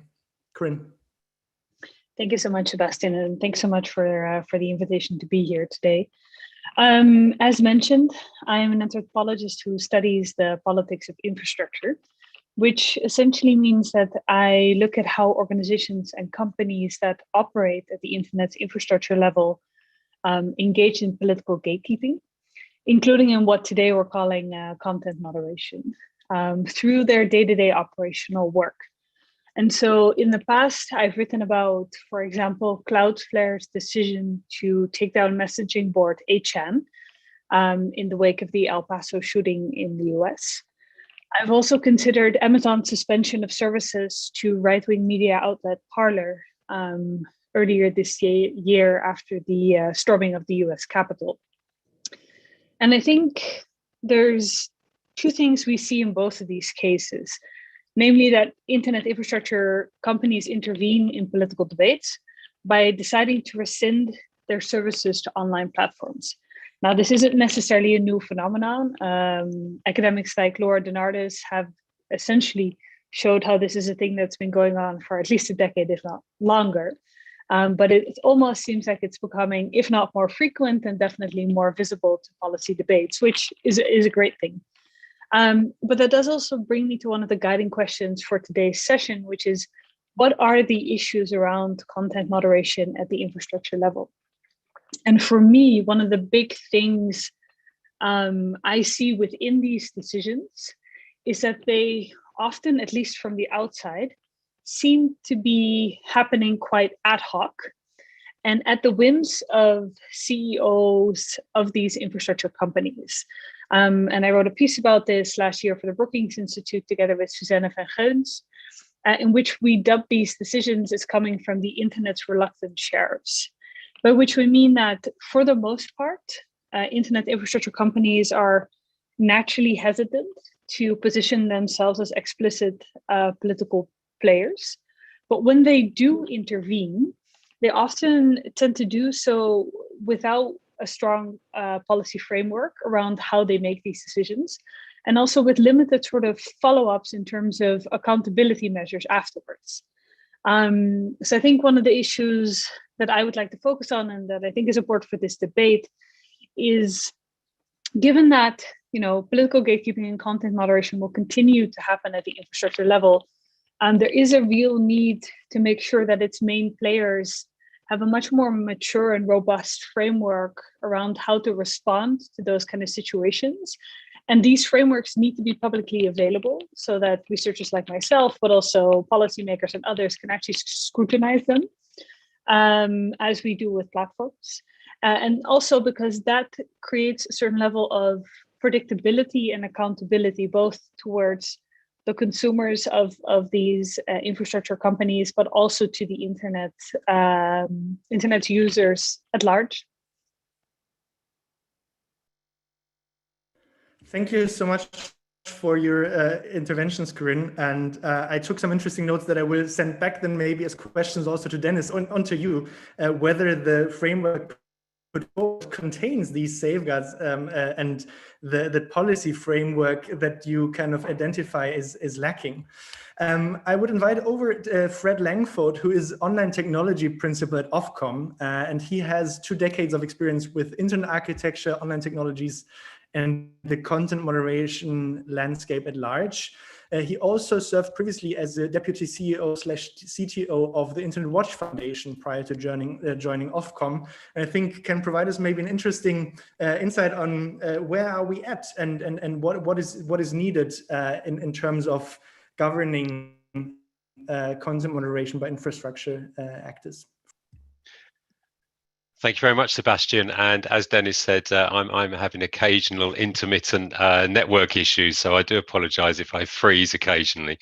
The issues at hand, I suppose, yeah, very, very interesting side of things. So, I mean, from a regulatory perspective, I'm interested in the options that are available. So what comes out at the end after all these discussions is really key from a regulatory point of view, and where they fit within the flow of data. So in the stack, if we're talking about how things go up and down the stack and how they interact with each other, particularly, and who is providing those services on that TCP/IP stack, that means that action could actually be taken.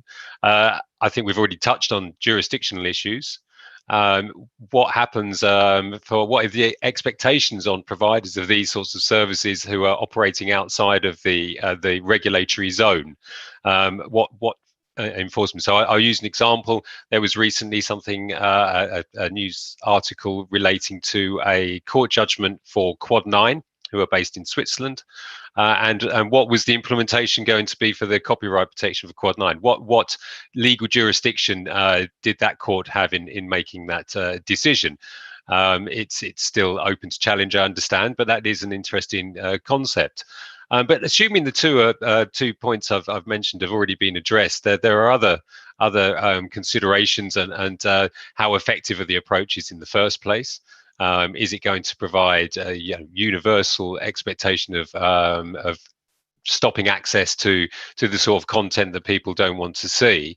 But it really is the main issue is it proportionate? What collateral damage is taking place? And so if I use examples around the sorts of things that are taking place on networks and architectures already, we have URL blocking, and there's DNS blocking, keywords, use of keywords with registries to stop domains. We have CDNs clearing caches or not caching access from sites, which Karina already mentioned what Cloudflare were doing with 8chan based upon that decision as well. We have filtering solutions on Wi-Fi, and also there's search. But so far these have been voluntary. And this sort of leads into the need to really be able to address those providers who should be doing more on their platforms but don't engage, and then you need to have alternative options available to be able to do something. I mean, some of the problems we have are obviously clear, have been mentioned in conversations around this, which is around clear definitions and providing that legal certainty to providers if that was an expectation of them, and future proofing. But I would also say that some of them are very blunt instruments, particularly if we're talking about content moderation around particular pieces of content on large providers' networks. So DNS blocking, as an example, that would black hole the entire site. And that was the proportionality discussion I was raising. Is that proportionate? I mean, what is the volume of content on the site overall compared to the content that's trying to be blocked? Are we talking 1 image out of 1 billion or 1 image out of 2?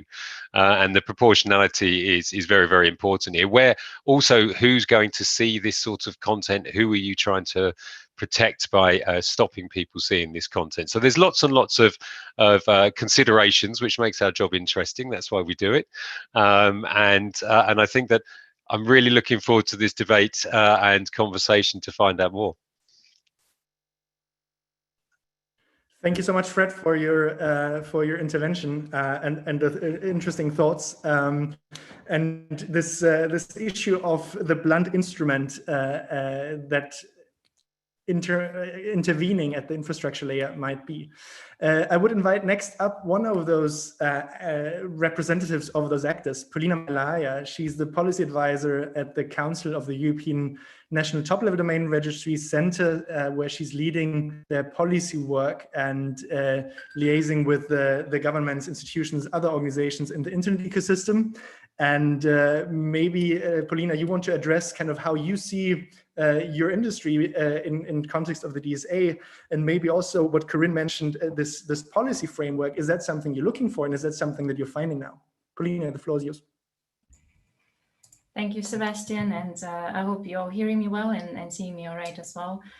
Thanks so much for wonderful. Thanks so much for organizing the discussion and inviting Center to outline the European CC2D's perspective on the whole debate, and specifically looking at the DSA proposal.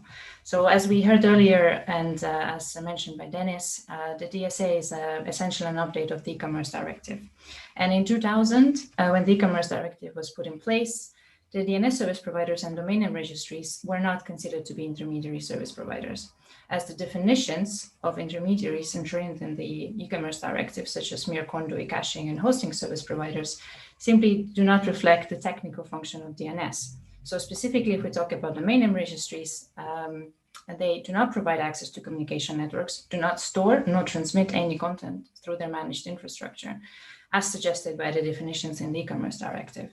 And now, fast forwarding to the DSA proposal in the end of 2020, it is noteworthy, and as Dennis also already pointed out, the proposal recognizes the limited but very important role of certain technical auxiliary functions, as they called in the proposal, of internet infrastructure services. And as Dennis said, the recital 27 is an important one here. And notably, the DSA confirms that domain name registries are intermediaries and should be able to benefit from an exemption from liability for illegal content provided by the end users, but only to the extent that their services qualify as these intermediary categories, such as mere conduit caching or hosting services. And as we have established already before, at no point in time can registries be considered to offer services falling in any of these categories. And this, in our opinion, creates legal uncertainty for the operators, as CCTLDs are actually finding themselves in a vulnerable position, as technically there is no specific way to target on technical level, on the registry level, specific content. So what registries can do is to only suspend the underlying infrastructure. That will, of course, have an effect on all services linked to it. And of course, will have an effect on the accessibility of the service by all end users globally. Sorry, I had a bit of some malfunction. By suspending a domain name, all the services connected to a domain name are not accessible by end users, while the content actually still stays online. So if to use some type of analog example here is for example, by suspending a domain name, you can, if I use the analogous example here, is to actually erase the location of the house on the map, but the actual house is still there. So you're just not able to navigate to the house. And so in this way, it's not really the most proportionate way to go to the registry in the beginning. And we can also actually already anticipate these unintended consequences of not applying a proper proportionality test when it comes to mandating action on the registry level. And notably, I want to highlight the European Parliament's draft position that suggests amendments that can allow deletion of the underlying infrastructure, such as the domain name, in case of repeated infringements under the DSA. And this also includes cases of a very large online platforms, such as Facebook.com, for example. And of course, this can have grave consequences on all users using the service, and not only the ones who are engaging in illegal activities. And these parliamentary amendments are actually inspired by the Consumer Protection Cooperation Regulation. But however, they do not actually follow the same logic as in the CPC. So to abbreviate the Consumer Protection Cooperation Regulation. So under the CPC, the action on the registry level can only be taken as a measure of last resort. And that important part was not considered by the parliamentary amendments. So I know I'm already running out of time, but I want to really briefly conclude. So from Center's perspective, there is a need of an explicit fourth category exemption for intermediaries under the DSA, reserved for these technical auxiliary functions of the internet infrastructure. So this specifically is important for the DNS level, since without that, it cannot be shielded from content liability, while registries specifically lack any effective control over the content removal. So of course, in our position, and technically speaking, this will have a disproportionate effect on the functioning of all other services associated and functioning on top of the DNS. And since we consider the action registry level to be this type of nuclear measure, and we also feel that this can only be reserved for exceptional circumstances when all other more effective means with other intermediaries are exhausted. And obviously, of course, after a very careful deliberation by a competent public authority. So thank you, and I'm looking forward to the discussion. Thanks, Paulina, for presenting us with the view of the European CCT registries. I'm happy to see that maybe also some of the suggestions we came with the study are going to be picked up again out of the hat. I think we'll have an interesting discussion in just a bit. I would invite next up to hear another industry perspective from Petra Arts. And Petra is Senior Manager for Public Policy at Cloudflare. She joined Cloudflare a little over a year ago, or a little under a year ago, I think, but has been working in similar positions for telecommunications and media company Liberty Global in Brussels, and has a lot of experience in the field. So Petra, tell us a little about the perspective that you have as yet another non-hosting intermediary actor in this field. How do you see the developments? Thanks, Sebastian. I hope you can hear me and see me okay. Yes, thanks very much for inviting me to speak. And this is a very important topic. And I've heard already very many interesting things from the other speakers. So yeah, it's already a very interesting session for me. Maybe just a few words about Cloudflare and who we are, for those that may not be so familiar with our services. First of all, just to set the scene. So we are a global provider of security, reliability, and performance services for websites. We provide a wide range of services that are kind of based on our global network of 200 data centers in 100 countries. And probably the most known is our cybersecurity protection services that we provide, DDoS protection specifically. But we also run a content delivery network service and certain DNS services, including a public resolver called 1.1.1.1. And we've always believed in the broad availability of cybersecurity protections, especially, but also our other services to make the internet a better place, essentially. So we believe that, in some cases, specifically for websites, sitting behind a large network like ours is the only way for them to be protected from cyber attack. So we find that incredibly important that we provide those cybersecurity protections. As I think it was, there's a couple of things probably that I wanted to mention that probably have been mentioned before. So apologies for some repetition, maybe from other speakers, but it maybe goes without saying that, internet infrastructure services like the ones that we provide, they're typically operating lower down the stack as well. They're very far removed, usually from interaction with actual pieces of content. So maybe just first of all, and Sebastian, you mentioned it at the beginning, the term content moderation as a broad term for the, let's say, lower layers of the stack. We might want to be careful with using that term, because there are, kind of little proactive actions that would be proportionate, as we have mentioned, to really address the specific types of illegal content that regulation like the DSA wants to address.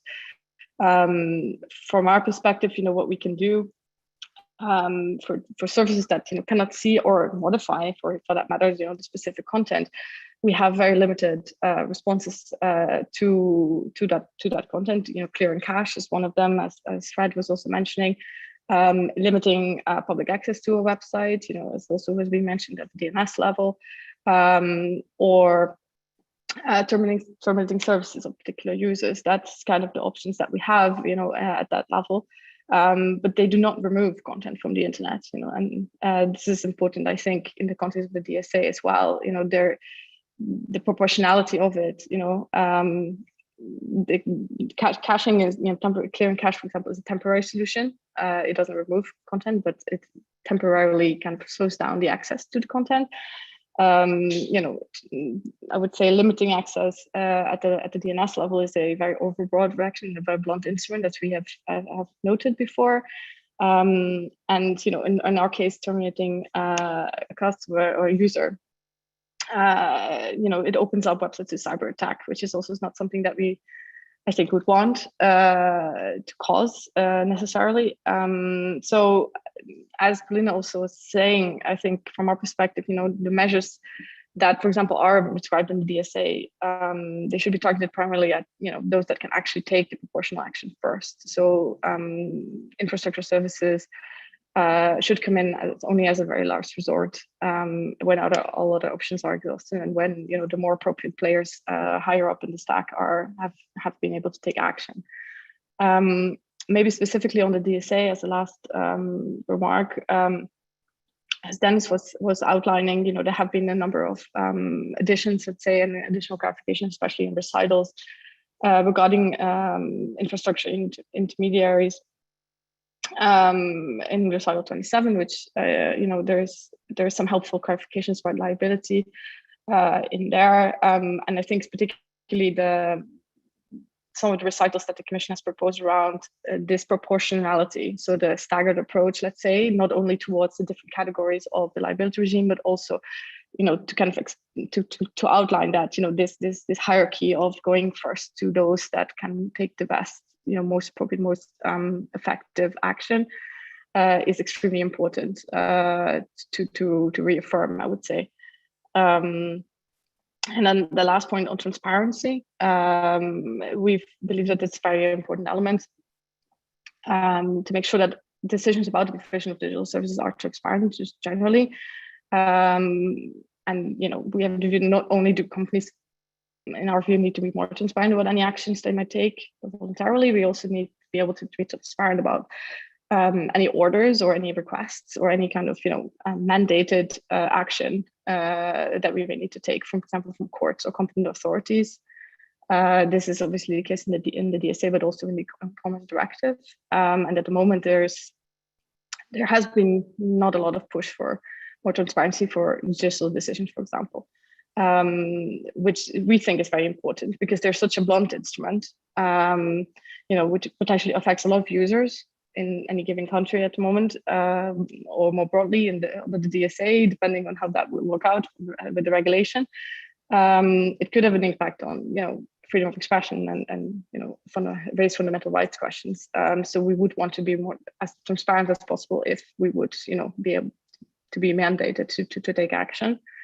And just to also say that from our perspective, just to underline how much we value transparency, we are the only company in our sector, in our side of the sector, which does transparency reports on a regular basis. So we do twice a year. We issue a transparency report. We have one actually coming up very shortly. And so we encourage also others in the industry to be more transparent and to also start, the DSA, of course, mentioned these already, and this will probably come, once the regulation has been adopted, but just already start with that because we think that's just a very good practice. I'll stop here because I think I'm already over time. So. Thank you so much, Petra, for your perspectives on both the current play, but also the DSA and what it means for you and what would be way forward. Last but not least, I would invite Corinne McSherry to give us her perspective. She's a legal director at the Electronic Frontier Foundation, specializing in copyright, intermediate liability, open access, and free expression issues, and has a large experience. And I think, Corinne, would be quite interesting from you to kind of hear the kind of top level issues that we're dealing with here, yeah, so the floor is all yours. Okay, hi, thank you so much, and I apologize, I don't know quite what's going on with my camera, but I'm not actually sitting in the dark. It just seems to look like it. But I'm so glad to be participating in this conversation, and some of what I was going to say is actually a little repetitive, so I'm going to edit it down because I really want to make sure we have time for discussion. I think one of the things to keep in mind is that the problems that we're going to confront with content moderation at the infrastructure level start with content moderation itself. I mean, at the Electronic Frontier Foundation, we've been working on content moderation issues for a very, very long time, and have seen over and over how mistakes are made inevitably. And over and over, we see perfectly legal, legitimate content taken down, often mistakenly. But over a decade or so, many companies at the platform layer have put in place at least some processes to try to address that. But nonetheless, there continue to be lots and lots of mistakes. And it's very frustrating from a user perspective, because those mistakes, what those mean is that legitimate expression is being taken off the internet or made harder to see, and so on. So that we're sort of starting with that problem that the content moderation system is really pretty broken, even at the platform level. So then it's really worrisome when we extend it to the infrastructure level, as is already happening, as everybody knows, for a few different reasons. One of them that several people have hit on is, of course, a problem of proportionality. Depending on where you are at the infrastructure level, it's extremely difficult to target your response to a specific piece of content, even if you want to, right? So you have to take down entire sites, you take down entire services as a practical matter. This is not the fault of the companies. It's just a matter of, how the internet works. Again, people have pointed this out. So I won't repeat that too much, but there's some other things that are happening here that I think are important. One is, we've talked about transparency. From a user perspective, that's really crucial. You could actually, a company could put out lots of transparency reports and even make its rules and guidelines transparent. But if I'm a user, I don't actually realize usually all the different services that are involved in getting my speech out to an audience. And so I may not even know how to comply with all the guidelines and all the terms of service of all the different services that I'm relying on to share my speech. And I think for an ordinary user, it's really kind of an impossible thing to ask them to be familiar with everybody's different guidelines. So the guideline of the DNS provider and the guideline of the CDN and so on. So it's a process that's really fundamentally very opaque for users and really challenging to figure out how to make transparency meaningful. And then as a related problem, when you hit the infrastructure level, and I think it's just useful for the conversation to concretize this from a user perspective. What are your options for redress? What are your options for appeal? If I'm a user and I see, speech is being taken down, first of all, I have to figure out who at the infrastructure level is causing the takedown. And then maybe I need to figure out how to reach them. And very often at the infrastructure level, you just don't have that relationship between the speaker and the service that they're relying on. So this is why when we move to the infrastructure level, the problems that we already have with content moderation get especially worrisome. And I think that the Commission has recognized this, and the DSA tries to deal with it, but I think we still have a long way to go. And while transparency is crucial, it's not going to get us all the way there. And then the other thing I want to say is that often people don't necessarily have alternatives. So you can't necessarily just switch to another provider if you think, well, this provider has made a mistake. I figured out who's taking my content down. I figured out what's going on here, but I don't have a choice. I don't have anywhere else to go. So I think this person's made a mistake, but I'm still stuck with those decisions because I can't just switch providers. And that is what makes sort of the content moderation choices even worse at the infrastructure level. And one thing I want to point out is that at least at the platform level, content moderation has now extended into conduct moderation, by which I mean that we have seen platforms hiring law firms to investigate the conduct of users and then kicking those users off their services based not on what they've done on the platforms, not what they've done online, but based on their offline conduct. If that starts getting extended to the infrastructure level, that can get even worse. So I worry every time I see what's happening at the, the higher level, the platform level getting extended down, it's just going to have really negative impacts, I think, on users' expression. So the last thing I'll say is that, or just a couple things. One thing that I think is very valuable in the DSA is an attempt to limit legal uncertainty, because legal uncertainty just makes all of these problems worse, right? When you don't know what you're going to be on the hook for, if you're a company, what that usually leads to is over removal, because that's safer. And so it's really important to limit legal uncertainty as much as possible. I think that as I understand the DSA as it's currently drafted, though, there's still going to be a fair amount of uncertainty as courts kind of figure out what different kinds of services fall within which buckets. And it's going to be expensive for the companies that decide to litigate it. And there's going to be a lot of questions along the way.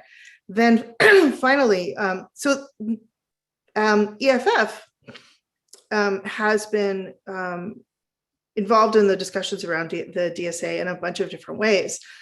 We appreciate the effort that we see in Article 12, the efforts in the DSA to actually call out intermediaries and ask them and require them to respect fundamental rights. But for the reasons we've just been talking about, all of us, I really worry about whether that's going to be possible as a practical matter. And so one of the things that we've proposed, and I think is worth thinking about, is thinking about ways to actually put users in control rather than just the companies in control of the online expression. So for example, promoting interoperability so that users have alternatives, so people have other services that they can turn to. Transparency is very, very important, but as I've said, that's not going to take us all the way, but it's a good start, and it's more than we get actually right now.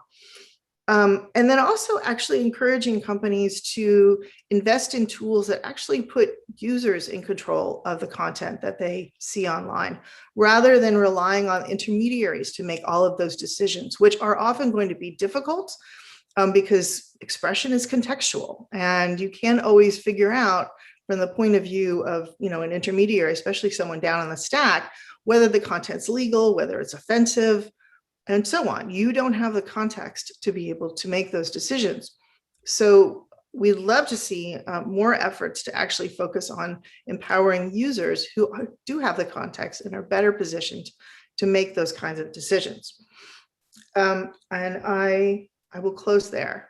And so we have some time to talk. Thank you so much for your intervention, Corinne, and some really important and interesting points. There's also a good discussion in the chat already going on, which I try to follow up on in a second. So one thing that I was wondering now, thanks everyone for your contributions, and it seems there's a common theme around this is content moderation at this infrastructure level is problematic. There's something around transparency, there's something about proportionality, etc. And I wonder in a way, so now there's this framework put forward, and there seems to still be some legal uncertainty, Dennis, so that question I think I will play to you in a second.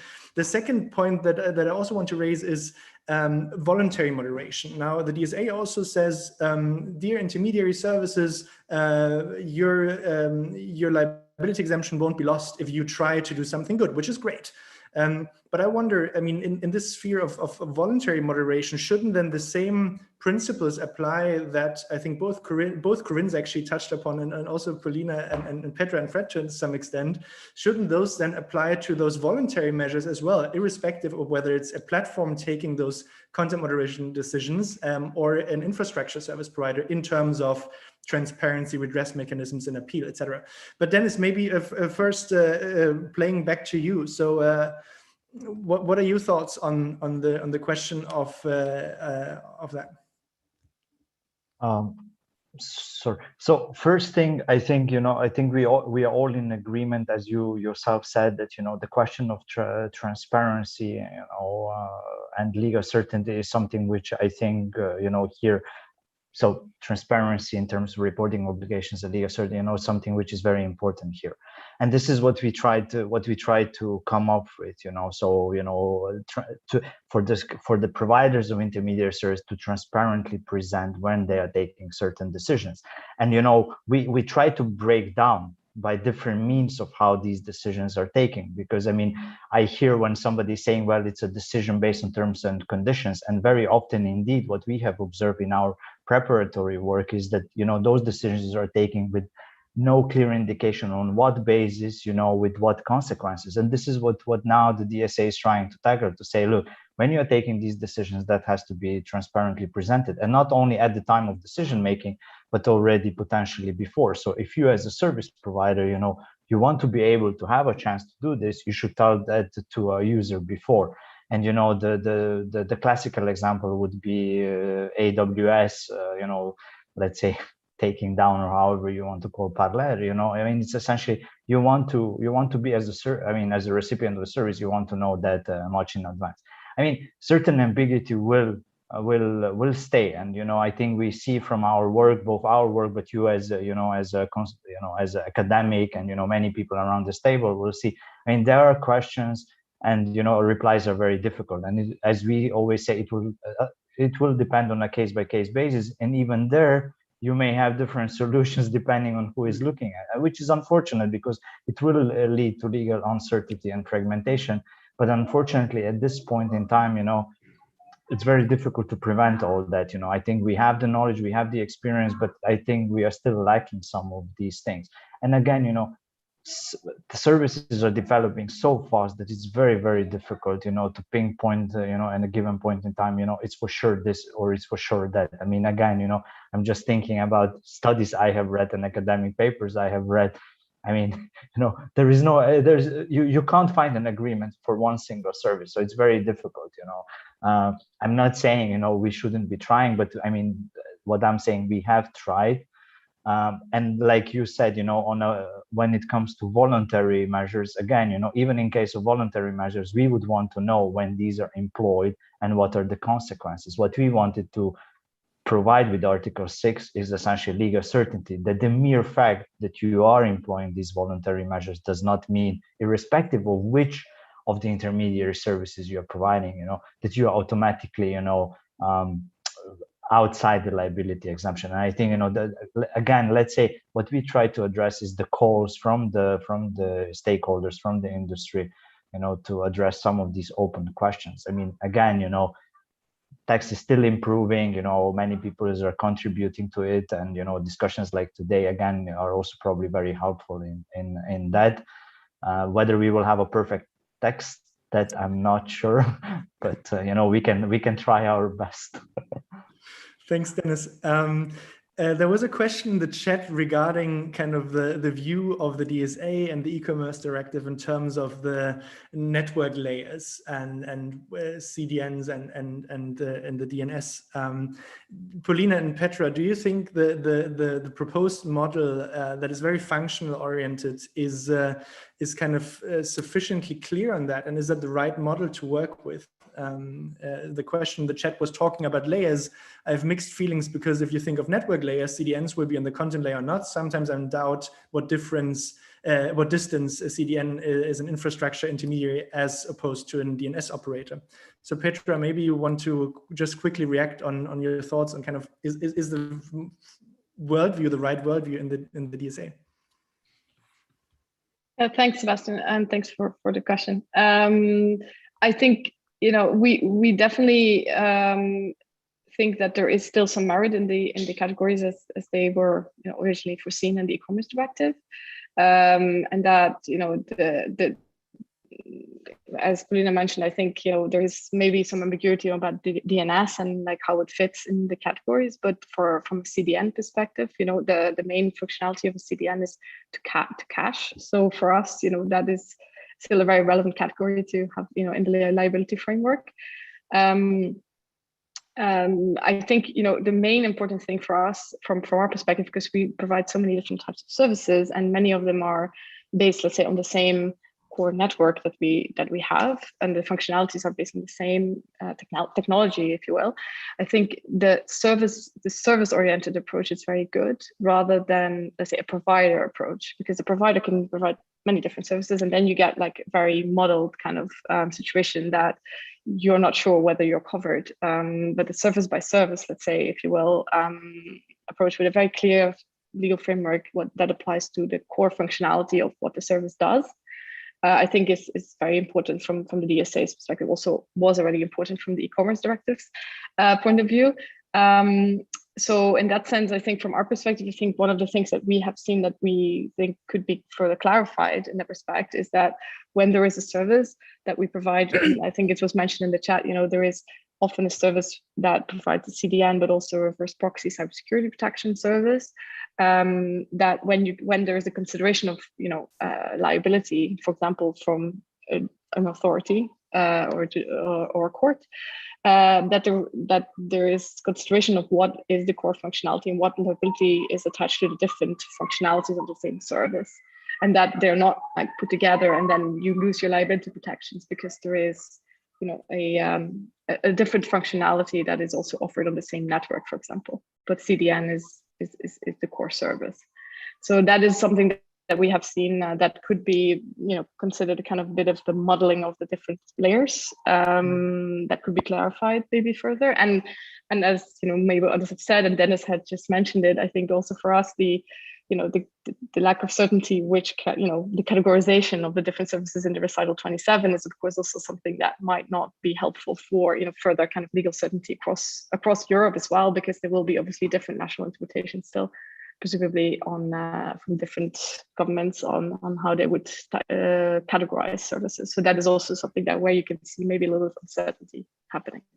Thanks. Paulina, how would you describe kind of the domain registry's perspective on this? I mean, would this legal certainty be, is the issue of the legal certainty related to the liability exemptions? Is it related to the potential due diligence obligations? Is it related to both? Where is the issue there for your part of the industry in that respect? Thank you, Sebastian, for directing this question to me. So yes, I will simply have to reiterate myself from my opening remarks.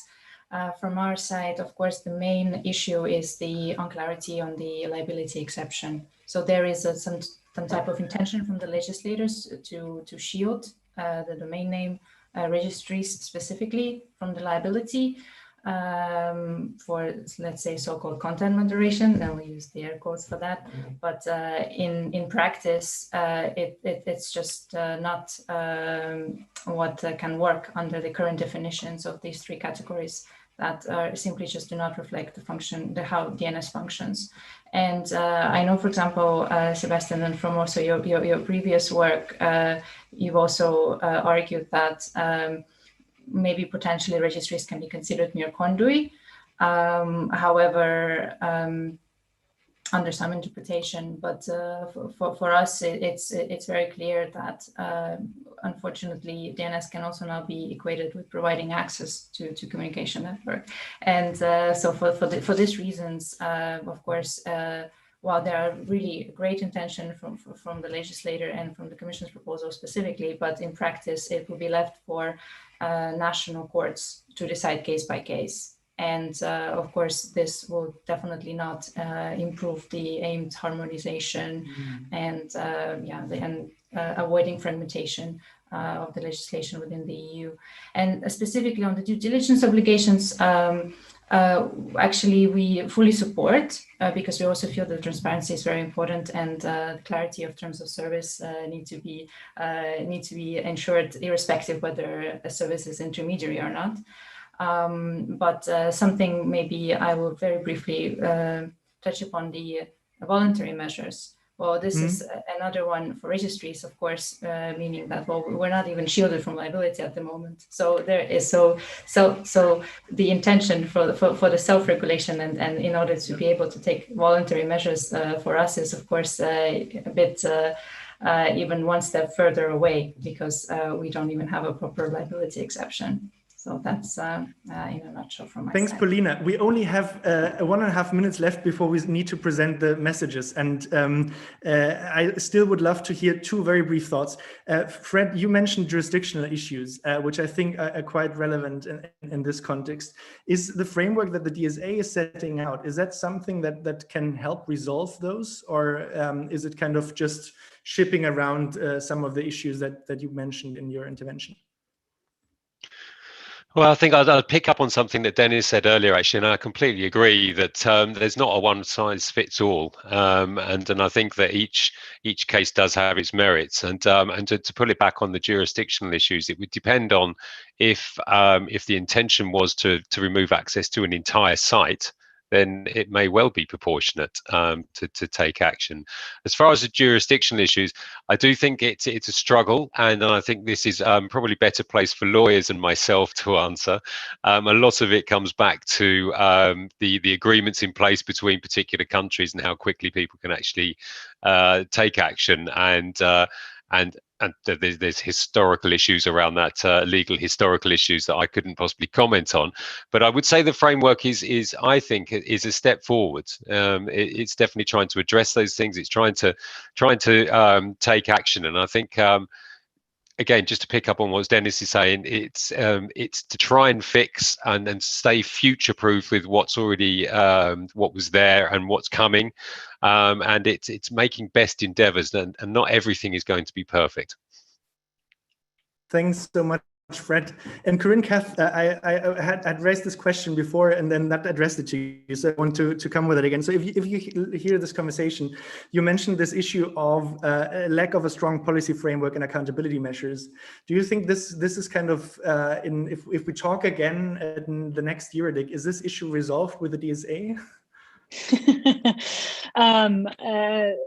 That's a tricky guess to make. The thing is, we need to also keep in mind that there's two sides to this debate. So on the one hand, what are the different obligations that regulators like the European Commission are putting on companies, right? And to what extent do questions around proportionality come up in those cases? But there's also the other side of the coin, which we haven't really spoken about during this debate, which is when these companies proactively themselves decide to make political decisions about where to intervene. And the thing that I'm concerned about is those decisions. Like, I'm very receptive to the fact that there's all sorts of concerns that industry has when it comes to the DSA. But what about the moments in which they themselves decide, we don't think this is okay, we don't think this is ethical? Like, where are the policy frameworks for understanding those decisions, and what accountability measures should those be followed up with? Thank you so much, Corinne. Thank all of you for this fantastic discussion. I think we should have scheduled 2 hours. We don't have that.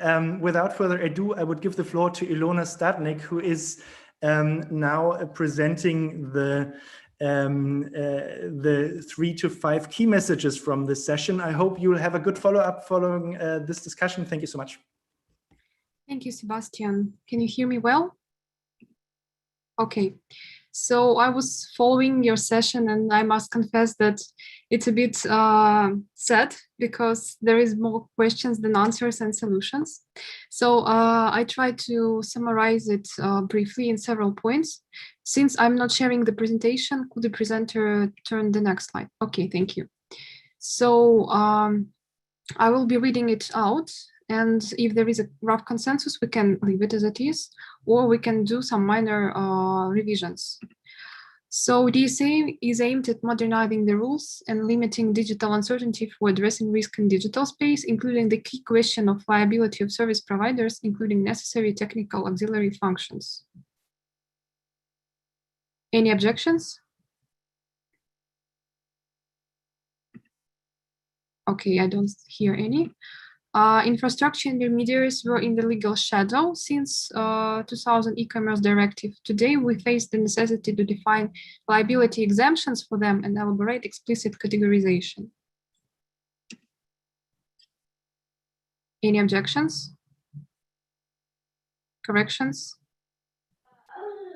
I would just like to clarify that we don't define any liability exemption for them. I mean, it's still the same as it was in the e-commerce directive. You know, we don't really change much in articles 3 to 5 of the DSA.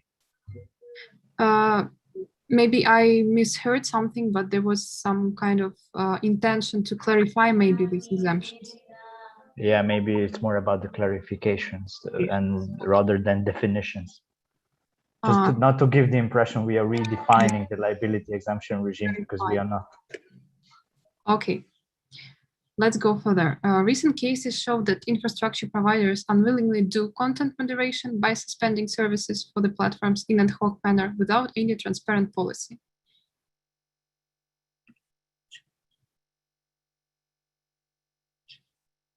Okay, I don't hear any objections. Yeah, sorry, Ilona. We can say that certain infrastructure providers, since I don't think we can generalize for all. Yes, thank you. Okay. The next one, we should keep in mind the proportionality of measures on the infrastructure level to take down illegal content and foresee the collateral damage. Oh, sorry. Can we use unintended consequences instead of collateral damage? Well, it's okay. Yeah, and maybe add including when these takedowns are the choice of the company, right? Not because they're enforced by regulation, but because they choose to. Takedowns are the choice of the Yeah, so relating to the voluntary measures, and Ilona, let me just also point to the chat where it was pointed out that the infrastructure level, there is no takedown. And I think maybe we can, in the follow-up, sharpen that a little so that the notions are not, and the concepts are not confused blocking is suggested as an alternative or similar. Okay, so what do you propose? Perhaps something, maybe just say to target, because that covers a lot of territory. And I don't want to cut you short, but we are already over time, and my colleagues are urging us to stop so that we can stream the closing. So please keep it to strong objections now, and more elaborate statements can be made in written after we're done. Yes, yes, there is a possibility to edit them afterwards. So I will finish this message and the last one. Current content moderation practices on the content level are not ideal. Transparency reports are not very helpful to escape the mistakes. So what to expect from the broader infrastructure level? I would say it will only get worse at the broader infrastructure level, but I'm okay with editing later. Okay. So with this, sorry, could I just one last point, Lynn, sorry. Escape the mistakes. I don't know exactly what we're referring to there, but I can follow up in writing if we have to. Yeah, I agree with you, Petra. I would probably say something a little different there as well. Yeah, all the messages will be up to the public commenting afterwards. So I really invite you to do that. Okay, I think we can finish with this. Thank you very much for the session. It was really interesting to follow all you. And also thank you from my side. Thank you, Sebastian, for this wonderful exchange. In a few seconds, probably Studio Bruges will be here with the closing of the day. So I encourage you to stay in this room, because also afterwards at 6:30, the Mentalist show will be happening right here. So I wish everyone a good evening.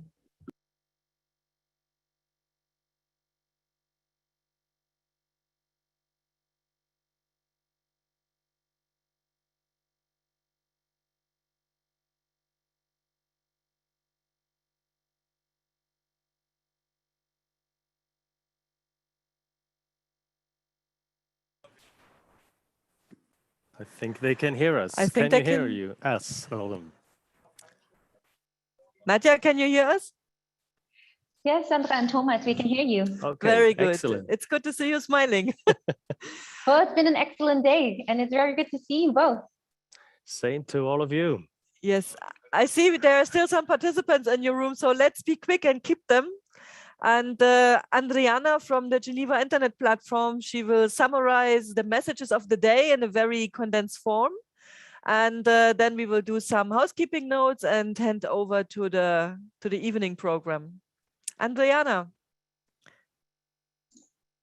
Thank you for the floor, Sandra. Good to see you. Good to see you too. I have to say, last year you stunned the entire community by actually going through with the event online with multiple studios, doing it extremely successfully, and you've continued to do it this year. I'm in awe. My congratulations. There's still another day, but I'm sure that it will go just as well as today went. Thank you very much. It's indeed quite an effort to connect all these studios across Europe, and we are trying to be better than the football community is. 50 million times less resources, of course. Of course, but you're powering through, and that's good to see. Okay, Andriana, you have the floor now. We will enlarge your video so that everyone, all the studios can basically see you. You will be streamed in all the 3 studios as well as in the amphitheater, so everyone can listen to you, being curious what your messages of the day are. Thank you. I'll proceed now. Some of the sessions were finished only a few minutes ago, so perhaps I haven't managed to pick up on those messages, unfortunately, but they will be available on the commenting platform.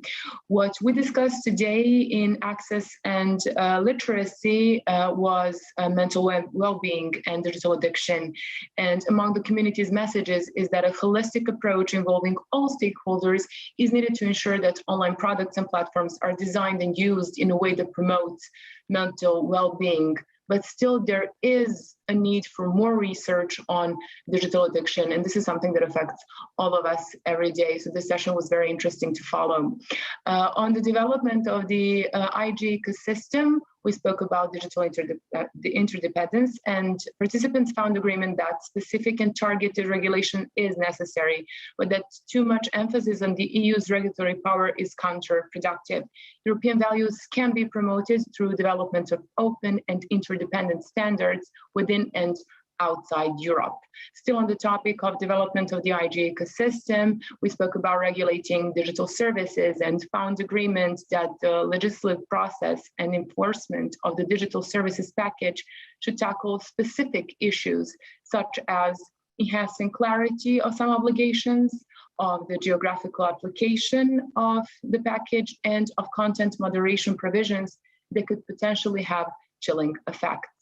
On human rights, we discussed AI and we discussed human and algorithmic bias. When it comes to AI, we focused on data protection, and it was underlined that the proposed regulations need to go beyond data protection to consider potential consequences and negative impact of the use of AI. And on algorithmic bias, it was noted that equality and fairness are important principles to address bias, but that it's not easy to find an intercultural agreement on some aspects of these principles. The discussions on media and content tackled the EU's copyright directive, and participants found agreement that copyright can contribute to negative trends such as surveillance and control on the internet, and there is therefore a need to combat such a practice and the idea that machines can govern what we can see or read on the internet. When it comes to technical and operational issues, there was only one session today, and it was on quantum technologies. We discussed benefits and challenges. Here are some of the benefits: optimization of operations, machine learning, complex quantum networks, that is quantum internet, but also breaking traditional encryption.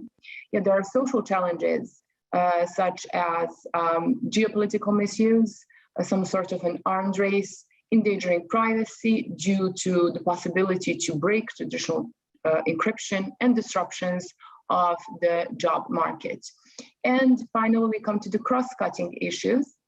We discussed data sovereignty, and it was agreed that in developing innovative identification and authentication governance frameworks, we should keep in mind interoperability to ensure consistency in technology standards for the normalization of data, while including the agency and consented use of such data.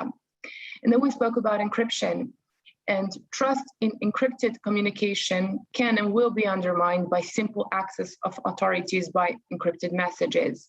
This could mean the end of free communication. It would not prevent criminals from encrypting their communication, but it will weaken everybody's encryption.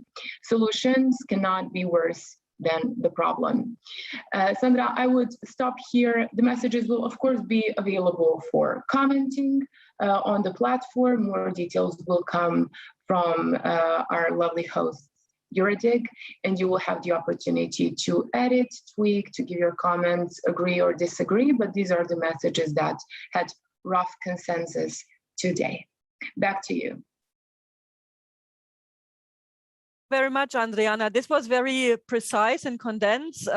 Great job. And I must what were used from the Geneva Internet platform. Yes, indeed. Without the Geneva Internet platform, it would be much harder to compile our results from the EuroDIG and get the messages ready. So thank you very, very much for cooperating with us also in this year. It's our pleasure to be here again. And before we let you go to the magician at 6 o'clock, I'd just like to encourage you to use your inspiration and experience. We've had here now a first exciting but also very intense EuroDIG day, full of technology, of connecting people, not just the usual way, but also technically. And given that we will go towards the famous new normal thingy after, hopefully very soon, so hopefully for the next year, we'll have a physical component again. We would, of course, be very interested to see what you will what your takeaways are regarding how to organize such a meeting, what components of the virtual part we should try and keep in the future. Also, what the priorities are given limited resources. We may not be able to organize a Eurovision Song Contest like thing all over Europe. So what are the things that you would like to keep?